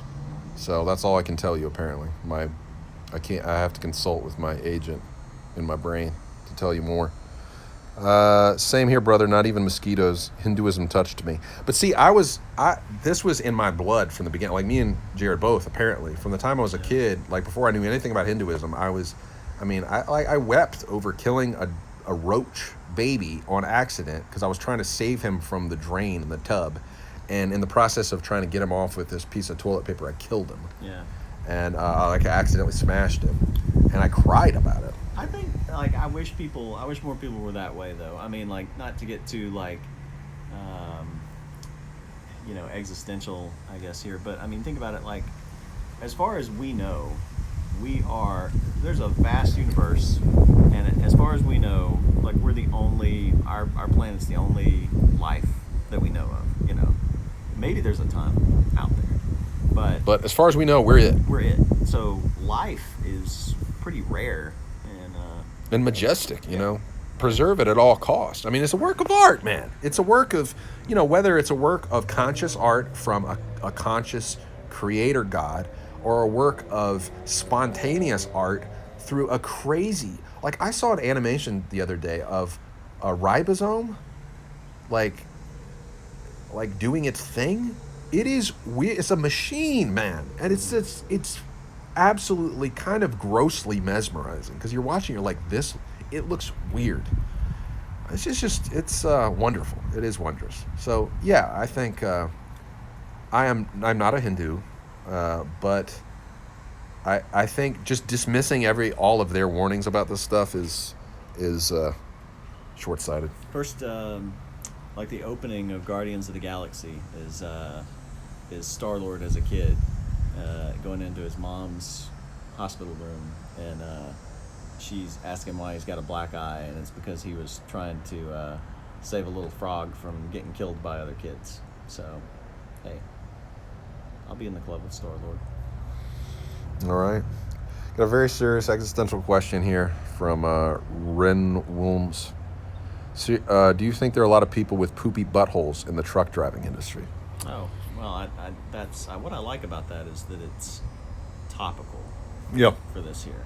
Yeah. I feel like we just seamlessly flowed into this. Yeah, I think so. Here. Read it again. I got lost in some of the depth of it there. Do you think there are a lot of people with poopy buttholes in the truck driving industry? I think, let me jump in. I think you really have to read Schopenhauer to dig down to the bottom of that one. And dig is really the appropriate word. Yeah, I'm with Bronze Age Pervert on this one. Definitely look into Schopenhauer. What do you think? I mean, I feel like in a way we have to kind of define the terms here of what do you define as a poopy butthole? I mean, technically we kind of all have that. Is he implying that because they're driving that their hygiene is poor, is not up to standard, right? How classist? It is. Yeah. It is. Yeah. I feel it's such a classist question that I feel like I don't even want to respond. How bourgeois? Yeah. I think too. I mean, if you're attacking this question from the East Indian angle, I mean, so now a lot of like truck drivers solution to poopy buttholes of truck drivers. Yeah, why? I've been thinking about this a lot since I started working in more manual labor jobs. We have a clear delineation between chicken shit, horse shit, bullshit. But why don't we talk about human shit? Because is it the worst of all? I mean, think about all the shit that we eat.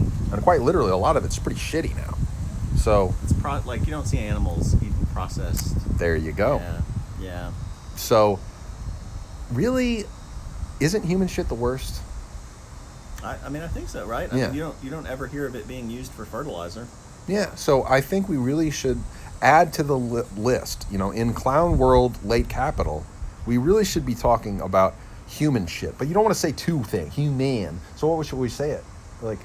All those are very quick. I mean, chicken rolls off the tongue, though. It is 2 syllables. That's true. And it's sort of meant to be... Chicken's sort of meant to be usually demeaning in general because you're a chicken. Yeah, chicken shit. Yeah. Gosh, what could we say? A dog shit. I mean, that's really low down the totem pole. But let's make human shit the worst, the lowest of the totem. Or is it the highest? I think it's lowest. Lowest on the totem pole. So human shit. What is the word that we're gonna or are gonna coin here But we today? can't call it man. No, that would be That's- sexist. that would be Wouldn't be sexist. equal opportunity. Right. Man, I don't know. We may have to. So yeah, I'll throw that one back to the chat. But yeah, I think there probably has been, but I think we're going to need to really look to technology to solve the problem, using bidets and automated trucks, Right. and then it's all good. Maybe European truck drivers. Ah, Maybe it's like a higher level of cleanliness. Yeah. With bidets and stuff over there. yeah, they got bidet like on the truck with them. They can just take a shit. Yeah.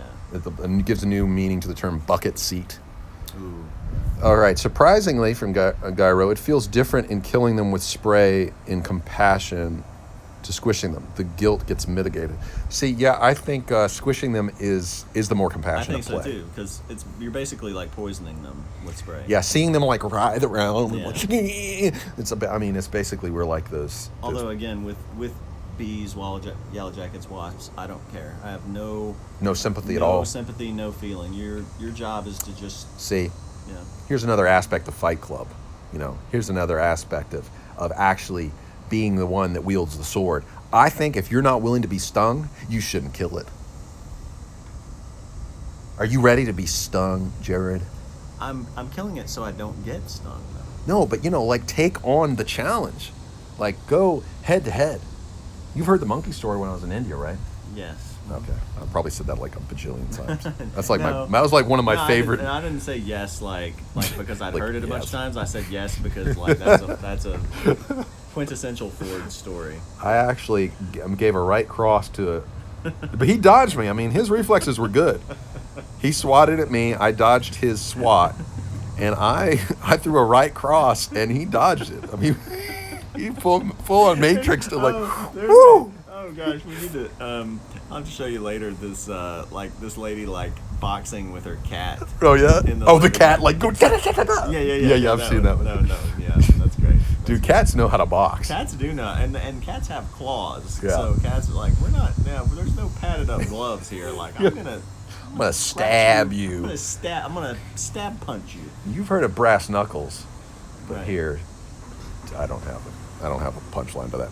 All right, surprising. Okay, yeah. So, but I think squashing is better. Zerny said, "Man, you got way too existential." But no, it's the meme, man. We gotta Yeah. take it where it leads. Right. Suppy shit. Suppy. What is that? What is suppy? Oh, sapy. I thought he was saying Hindi. Oh. Yeah. No, I thought of that. Oh. But it's still two syllables. If we're, Well, chickens too. I know, Sapy. All right, we'll keep it. Yeah, you can't say homo because that makes it sound like we're blaming homosexuals for it. Nah, we're all, even though, yeah. we'll have to think on it. Personal belief: you shouldn't eat meat unless you are capable of killing the animal yourself. That is where I want to get to. Yeah. I agree. That's where I want to get to. I don't really have the energy to focus my efforts on it right now. Yeah. But that's where I want to get to. I agree. So, I mean, like Zuckerberg made that life rule years ago, and I think, Yeah. as far as I know, he's lived by it ever since. Yeah, that would be like and honestly, that's why like I could fish and eat fish, but Mhm. not eat anything else because I would 100% still Yep. be able to fish and eat fish. And scan it and all But that. Yeah. I could probably never kill. I'd have to be probably starving to like actually go kill a cow or pig or maybe even some kind of bird or turkey myself. If compassion stops you, you shouldn't reap the rewards of those who do the deed for you. Yes. And see, that's the same thing that Ned Stark's whole, mode of operation with executing a person. If you think they're Yeah. worthy of death, then you better be the one that do it. Right. Don't pawn it off to someone else. I think that could apply to so many different ways. Like the best leader is the one who does it first, to not just to prove himself, but also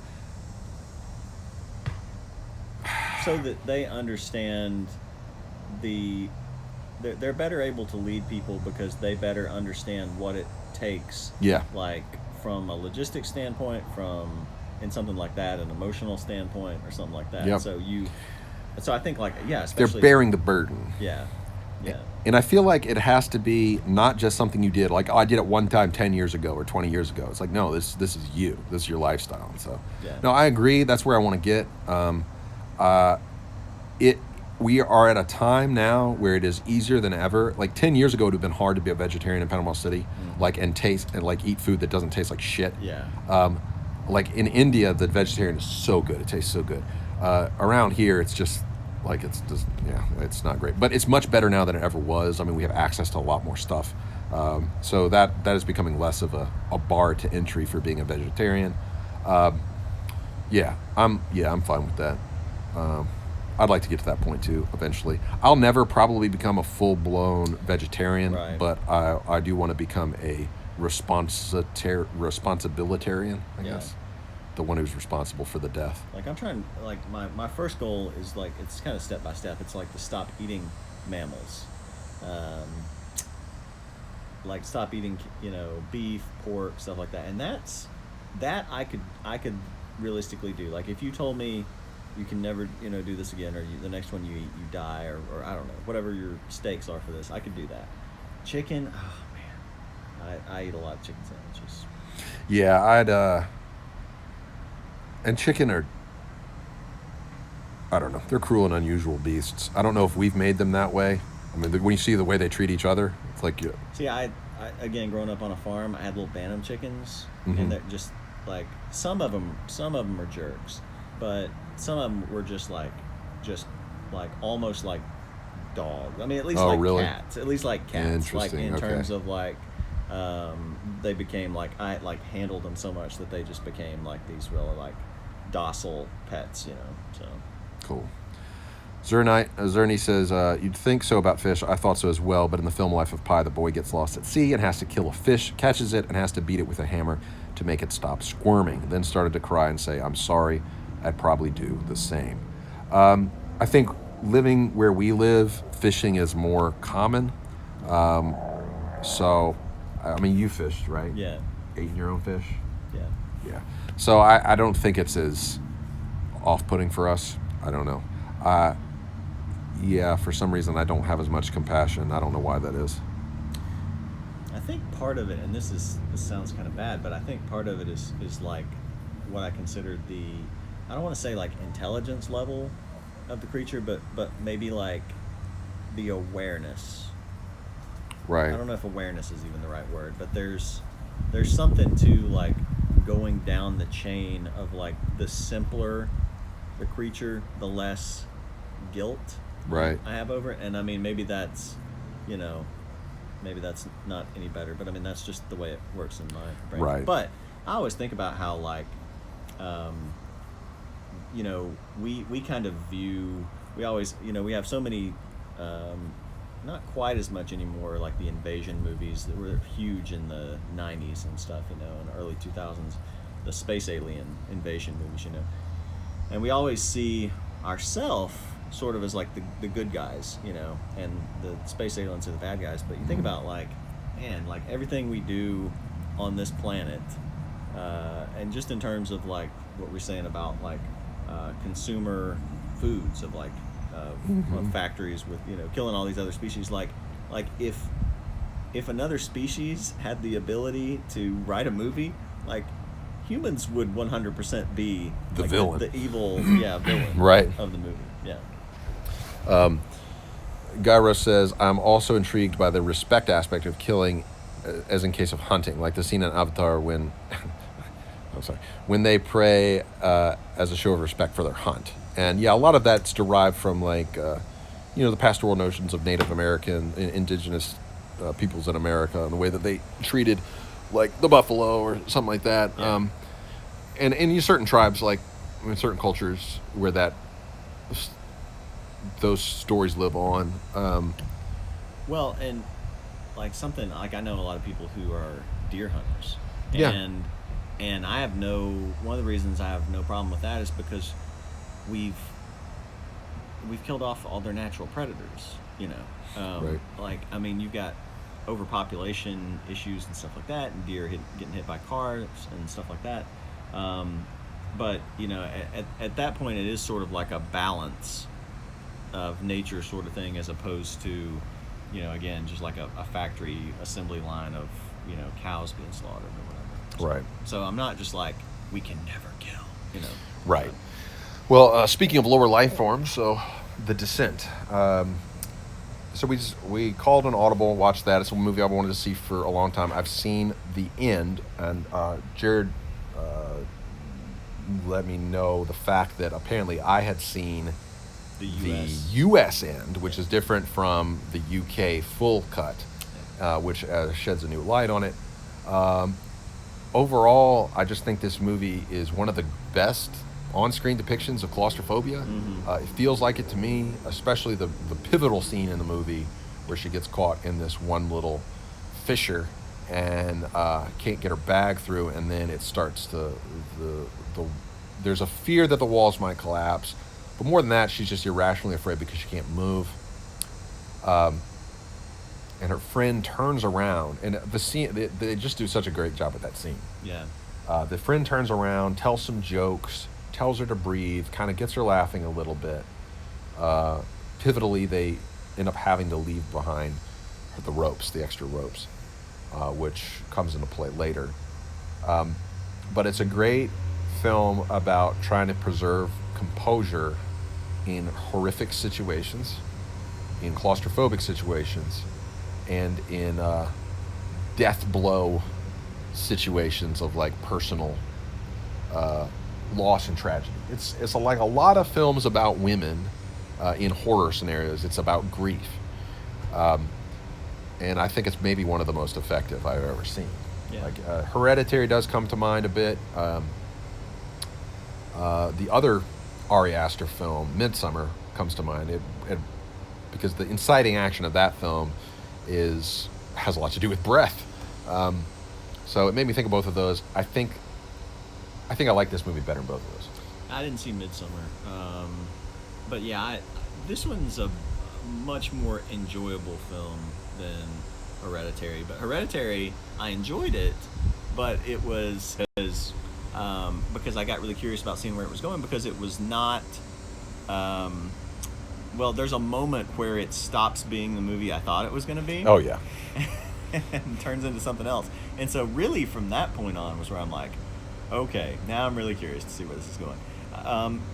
And it's just, I think some of the things with Hereditary are just so, because it's involving sort of unhealthy family dynamic, Yeah. That it's just like an uncomfortable watch in some ways. It's like, but it's like a slow motion car wreck or something where you can't look away and you're interested, but it's not like tremendously enjoyable to me. Whereas with The Descent, like, even though it's a horror movie and it's scary, there's some jump scares. It's not that bad overall, but it's enjoyable.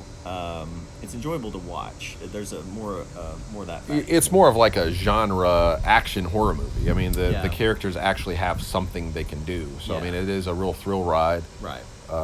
But there is that, like you said, that depth to it, about like the grief and how that sparked, the movie and all that stuff. And they really go for it. I mean, that scene with her crawling up the bones, Yeah. towards the light, like that was very. It's calling back, like visually, it's just calling back so much of a tradition of everything going back to Dante's Inferno, and just in this descent and ascent from dark to light, from light to dark. They get the whole thing through a not, like, maybe that's the most what would you call it, like artistic display of theme, but for the most part it's very verite and just serviceable cinematography. Yeah. There were times where, like, the quick cuts Are hard. Yeah. Like, I'm I like, oh lose. my gosh, I have no idea what happened. Yeah. Right. My dad always hated the X-Files when they would do the low light thing where it's this quote unquote power suggestion, which for me and my dad was like, they're too lazy to light the scene. Oh yeah. It's like I cannot tell what's going on. It's Yeah. like, oh guys, we're suggesting Yeah. disorientation. Yeah, you're not suggesting it. You're providing explicitly it. showing it. Thank you. Right. So there were moments of like that where it didn't actually work for me. Yeah. With something like Greengrass's fight scenes in Bourne Supremacy, like they worked much better for me.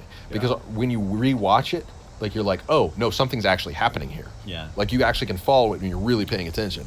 But here the disorientation's just, yeah. And then the other thing too is like after watching The Mist, where you've got this very heightened, like you said, almost stagey depiction of how people would react in a survival situation.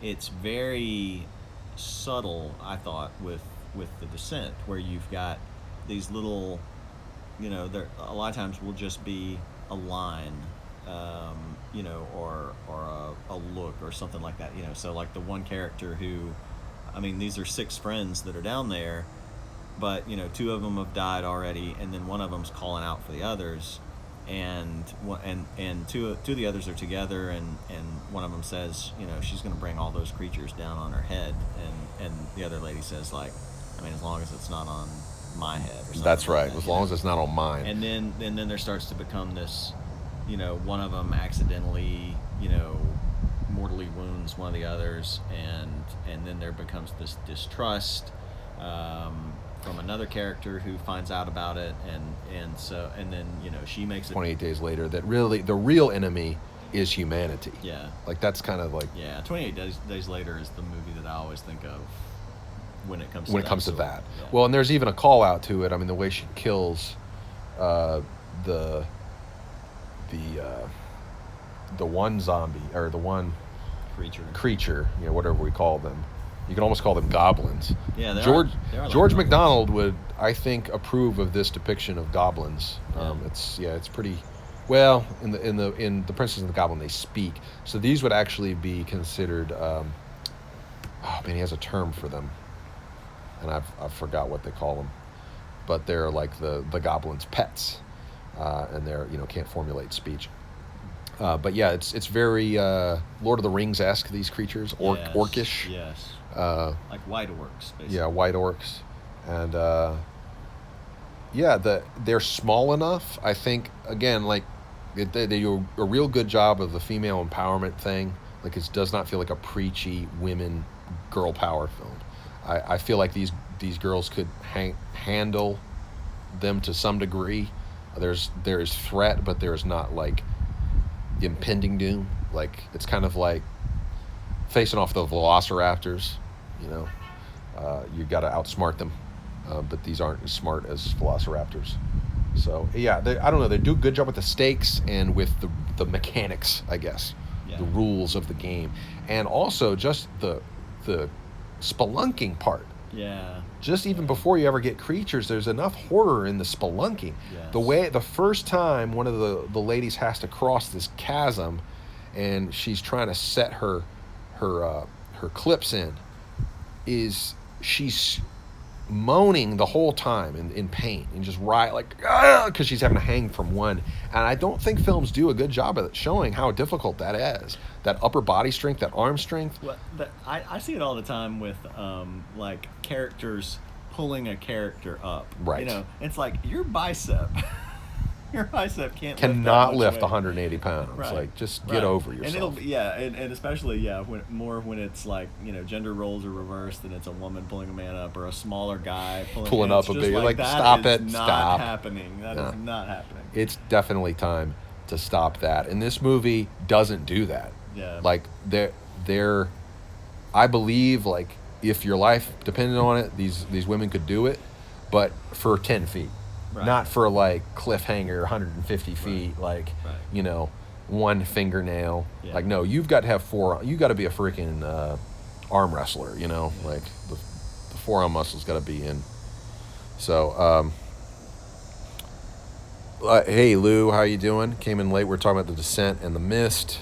It's my first time seeing The Descent from beginning to end, and yeah, I mean we both really liked it. I think in general, our premise today was talking about just survival and staying alive, and The Descent kind of devolves more into, that untapped sin that you're not dealing with, animosity, bitterness. Mm-hmm. If you don't deal with it above ground, it's going to mutate underground.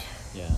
In Andy, yeah. Well, that's a really good visual representation of a thing that Andy Stanley, the pastor, says that if you don't deal with your demons, they go into the basement and lift weights, which is not. Oh, which is wow. I like the fact that it's not verbose. So, but I like that. I think it's so true. It's a perfect little pithy, and I think people in normie religion, like when they can put things like that, I think that is a benefit to society. Yeah, exactly. I think that's a really good way of actually expressing the theme of this movie. Yeah, that's what the movie literally is. Right. If you don't deal with your demons, they're going into the basement and lifting weights. So the one is the girl's hubris, and the other is the girl's passive aggressive nature. Mm-hmm. Because she doesn't address this elephant in the room, that something was probably going on with her friend and her husband. Yeah. It leads to death. Yeah. So it does not justify either extreme, passivity or aggressiveness. It's a pretty gut-wrenching film about that. And those are things that dudes deal with just as much as women. Not like, especially for me, I feel like I'm a real wear my heart on my sleeve sort of aggressive person in certain ways, but it's my passivity that makes that aggressive part even worse, because I'm not dealing with the shit. I'm not dealing with this bitterness I have towards somebody. I'm not getting it out in the open and realizing, oh, I'm projecting onto them something they didn't even believe. Like guys at work, I'm reading into something that he said to me. He's not like, I'm overanalyzing like a friggin' Freudian, and he didn't give a shit about that. He's like, no, I was just talking about the door. Sometimes a door is just a door. Right. Sometimes a cigar is just a cigar. Yeah. And so projecting all this psychoanalysis into daily life that doesn't need to be there, like that's some real, like the real world is just a fight that people leave at the end of the day. They're not thinking about it at home. So, is there a phenomena in dire conditions your body pushes itself far beyond its capabilities? Yes. I think that's true. We were actually talking about that yesterday, that, when it comes to doing reps, that you really, like, he'll throw off his count so that he can get a few more reps in. It's like, I was at 7, but I'm telling myself I was at, I'm at 4, and then pick up from there and try to still get to the mark. Chris Gethin talks about imagining your family in dire straits, like they're at gunpoint. There's a joke on the internet about a guy, like he's hitting his last rep, and the spotter comes up and pulls out a gun. It's like, another one. And then the guy's like, yeah, and does 4 more. So yeah, really tapping into that, I think is important, because our minds will trick us and say, and that's really the point of the mist. Yeah. It's like, you think you've reached your end. Yeah. You haven't gotten to the dregs yet, buddy. Gotta go to hell. Yeah. And through the whole thing, it's the end that really sticks with you. But you think about all the characters from the beginning: the lady who committed suicide with the pills, the 2 army guys who hung themselves, the burn victim who wanted to be, put out of his misery. It's a lot. It's a much more. There's a lot more commentary than just you're right. The very end. And then what's interesting is, like, again, like with that first lady, people thought, like, the characters in that was scene being hysterical. They thought it was basically suicide. Yeah, that she was being hysterical, but that going out there was suicide. So, like, from that scene, juxtaposed, because that's juxtaposed with the end where she rides by on the truck, but that was really their thing, is like, not only that she was being hysterical, but like ultimately it's what you're going to do is going to be suicide. Yeah, and there is the interesting scene too with the crazy Christian woman staring. We're talking about the mist again. Yeah. The crazy Christian woman staring down the mosquito that is capable of killing a person with one bite, and she embraces it basically, and it's like the mosquito knows. So these things are not necessarily just eating people. They're actually attracted to self-destructive people. Yeah. There's something weird. There's something ironic about it. So in the Christian story, Jesus goes out and fasts for 40 days in the wilderness, which seems like a death walk. Like, okay, well, that would kill anybody. Mm-hmm. So how are you supposed to survive? Either something supernatural going on here, or it's a myth. But then at the end of the 40 days, he gets visited by a being that offers him good things if he'll just do something against his code. Mm-hmm. Throw yourself down from this point. The Lapel David is the call of the void. Just throw yourself down and you'll be saved. There's this appeal to suicide when you get to the very end. So that it's this weird paradox. There's this weird paradox. Like, you have to walk in death, but you can't choose death. It's like, I've heard the phrase, like, sometimes used with, like, I have a friend who's a counselor, that it's sort of like, he uses this more for, like, relationships, but you could kind of use this kind of with your life, too, is, like, it goes back to the parallel of, like, holding the bird. Like, if you squeeze it too tight, you'll crush it. If you open up your hand too much, it'll fly away. So it's this, it's this, like, finding this balance of, like, holding it with the right kind of thing. So I think that's good. Yeah. So I think that's kind of like a good analogy for your That's life. good. Yeah. So you got two justifications for normie culture today. One from, a counselor, traditional way of dealing with it through psychoanalysis and through analogy. Like, I think that's a great metaphor. Mm-hmm. Like, you don't hold, if you squeeze too hard, you kill. Open too much, the bird flies away.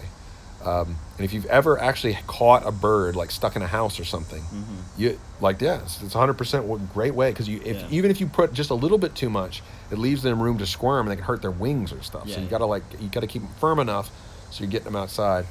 And then also the preacher, that if you don't deal with your demons, they go into the basement and lift weights. and lift weights. So I like I think those are two pithy ways of putting it. So we've gone through 2 hours of talking to arrive at pretty I would say motivational poster sentiments. But hey, I don't want you to die. That's what we're talking about, staying alive. So watch the most effective PSA ever made, The Mist, for not committing suicide, and watch The Descent, which is about dealing with your demons before you go down into the pit, because they're going to be way stronger in the pit. I'm doing a lot of more word studies of New Testament Greek, because that's my tradition that I come from. And one of the words is kairos, and it means like the pivotal moment. And it's really lost in translation whenever you see it translated in the New Testament in the Bible. The pivotal moment, when things, like, it's the third act climax, basically, when the lead character has to face, in The Descent, the moment where she has to face the demon, like, not any longer metaphorically, like literally.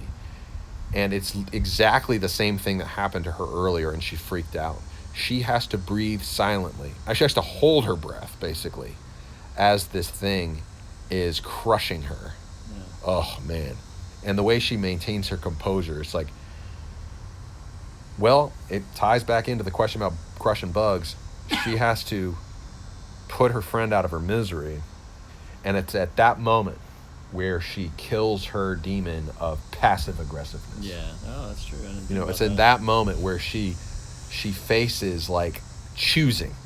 Like, she is choosing to do something horrible, but in that moment, it's not like in The Mist. Her friend is dead. Yeah. There's no saving her friend. Right. This is an act of mercy in this moment. She has to choose to crack her friend's skull. Yeah. Well, and not just being passive aggressive, but I mean, this, and I think you touched on it before, but the movie deals so much with, like, just talking, just getting problems out there, and not letting them kind of lay below the surface, because those can be, interpreted into even worse things. So like part of the thing, so at the end there's two characters left, and I guess they're I started to say I guess they're kind of like closer than the other two, than the others, but they don't, I guess, really establish the relationship of whether or not these two are like just best friends or part of the group or whatever. Anyway, so it comes down to those two, the woman and the woman who was cheating on her husband, or Right, with her husband. cheating with her husband. And so then the adulteress, for lack of a better term, has also accidentally killed one of their other friends earlier in the film. Just she was trying to kill the creatures and accidentally got her in the neck with a weapon. And so that character lived long enough to tell the lady, the other friend. Convenient. That was probably maybe one of the weaker parts. It was one of the weaker parts, because that lady took a pickaxe through the throat. The throat. Right. She's not going to. How is she going to be talking? How's she going to be alive, let alone talking? Yeah. But so she tells her that, and so anyway, so then it's the magnification for this friend of realizing, oh, my supposed friend cheated on got my husband to have an affair with her, and she also killed this friend. Our friend left her to die. Let's just and lied to everyone else saying that she was killed. Yeah. Or she died. Yeah. And so if she had just told the truth, she probably never, because at the end, and I don't remember. I remember one of the character names, but most of them were just like pretty forgettable. I think Juno's the one, so I can remember. She's the adulteress. She's the adulteress, and so it's her and the other friend, and so whose husband she cheated with, and so this lady ends up like slinging the axe through her leg and leaving her to die, because it's this kind of built-up thing between realizing that she was cheating with her husband and the thing with her friend. But if she had just explained what happened with the friend, probably, or what happened with the husband, probably, if she had explained either one of those, that probably doesn't happen. It probably doesn't lead her to making that decision to mortally wound somebody and leave them to die. Yeah, well, and it is interesting because they both, because again they didn't deal with their demons, so they went into the earth and they pumped iron. Yeah. Because what she does in her relationship with her friend, again, this comes back to like Jesus' words in the New Testament, where he says, like, you think something on these demons of inordinate size, and so that's what the movie is about. Like, this one harmless act of adultery leads to her accidentally killing her friend, but then leaving her to die because she cannot deal with the fact she did it. Right. So she can't ever address the elephant in the room. She just leaves her there, like wallowing. Well, and if you think about it, Juno was actually sort of responsible for the death of her daughter at the very beginning, because after they leave that rafting scene, the husband's distracted. Yep. And the wife says, what's wrong? And he's looking over at her when passive aggressive veers over into oncoming traffic and hits the car head on. So ultimately, she's kind of and one of the more effective crash scenes, I'd say, because you see it coming and you know that there's a lot of tension in the air. So a lot of times it's the shock cut, like they're looking at each other while they're driving down the road, and all of a sudden they hit. Like, but this, you see the car coming, and you're like, excuse me, the road, excuse. Right. Too late. Yeah. All right. Just Happy says, so serious. Nice T-shirt. That man's great. Are you talking about Mises, or are you talking about Under Armour? Wait, is that Under Armour? Yeah. Okay. Yeah, Mises. He was a great dude. Ludwig von Mises is my shout out for the day. A sponsor. No, I'm just kidding. They didn't sponsor. I'm sponsoring them today. Under Armour's great too. Under Armour's great. Yeah, he is sponsored by Under Armour. He's the real aficionado. Been pumping. Speaking of pumping iron, I mean, you've been doing some pumping iron. I'm naturally lean, so I've gotten a lot better. It's not like I'm going to be entering any Mr. Universe competitions, but it's gotten a lot better from being like a stick figure. Yeah. So I think that pretty much does it for today. You still wear tighty whities? No, I don't. Do you want to divulge that information on stream? No, we're not going there. It's also Under Armour. Just Okay, FYI. so Under Armour, and I can't remember if I'm Fruit of the Loom or Hanes. Yeah, it's all Under Armour basically. I like Under Armour. Okay, there you Yeah. go. Have you used the Under Armour app for running? I used that for a while. It's actually a really good Actually, app. I don't. No, Oh, it was actually really good. I was actually quite impressed. Okay. Well, Godspeed to everyone in the chat. Thank you all for stopping in. Thanks for having me on the first The first edition. We had to get creative and go guerrilla style here. Come outside on the front porch. This is very Lars von Trier approved. You know, we're all just dog May 95 out here. So, I mean, really just highbrow stuff, I think, and lowbrow at the same time, the merger of the two. It actually was like a lot of highbrow. Yeah, lowbrow. definitely. I mean, we solved the problem of poopy buttholes, I think. With specifically with With truck truckers, drivers. yeah. I mean, not it's a larger problem. It is a beyond larger that, but- problem. But with truck drivers, I think we did kind of address it. Yeah, so. it's pretty good. But for real, stay alive, please. Till next week. Don't go giving up when the mist seems to be closing in on you, or when the demon who's been pumping iron has been doing some push-ups on your face. Just take a deep breath, hold your breath as need be. This too shall pass. No ODs this week, please. We've already had one, like literally 150 feet away. So Yeah, there were a couple of famous people who committed suicide within the past week or so. There was a megachurch pastor. Nobody. I've my ever heard mom of. mentioned Jared, that guy this but morning. he spelled Yeah. it weird way, like Jarrid or something. Jared Wilson or something. I don't know where he was My from. mom mentioned that too this morning. And then the head of, I'll get this wrong, but I'll maybe get it in the ballpark. Like is like the head of the counseling services or the psychology department or something for like University of Pennsylvania or something like that. But anyway, he was but both huge mental health advocates. Right. because they dealt with it themselves. Right. Just happy. Thank you for the follow. Very much appreciated. Frowned Nose says, check out Toombot. I'm sorry I missed that earlier when you mentioned it, since you were talking about demons and the descent. All right, I have not seen, I'm guessing it's a Hindi language film. I have not seen one in a while, so I'll try to put that on the list.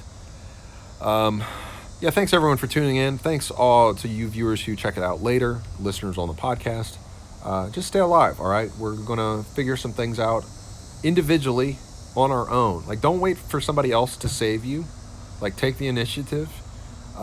Rediscover some things that gave you life as when you were young, that were invigorating to you, that made you maybe feel weird, like an outsider. For me and Jared both, I think we both felt like probably outsiders. Him on a farm, me down here in Panama City, being a little milder version of Hindus with our love of animals. But rediscover those things that were invigorating to you and gave you life when you're younger, and stay alive, for real. You know, listen to the music that helps you stay alive. Watch the movies that help you stay alive. Don't just stay affixed to the dopamine drip. Try to find some real cathartic things that are uniquely life-giving to you. Like, I got to the end of both of those movies and I felt a shock, like a good jolt of the real kind of catharsis, where that word comes from, where it's not just to try to give you enough to stay alive another week, but to give you another piece of the puzzle to help you get out of the matrix. You know, we're not looking for a red pill, blue pill scenario. We're trying to put together a puzzle that is the map to get out of this hole. Yeah. You know, I think that's kind of what we're looking for. So, Godspeed, everyone, and thanks for tuning in. Until next time, keep looking for those free radicals in the gaps who help you get out of the world that you may think is actually just, how are we describing it earlier? Like someone else's waking hellscape? Sure. Yeah. Yeah, someone else's hallucination hellscape. All right. Love you all. Godspeed.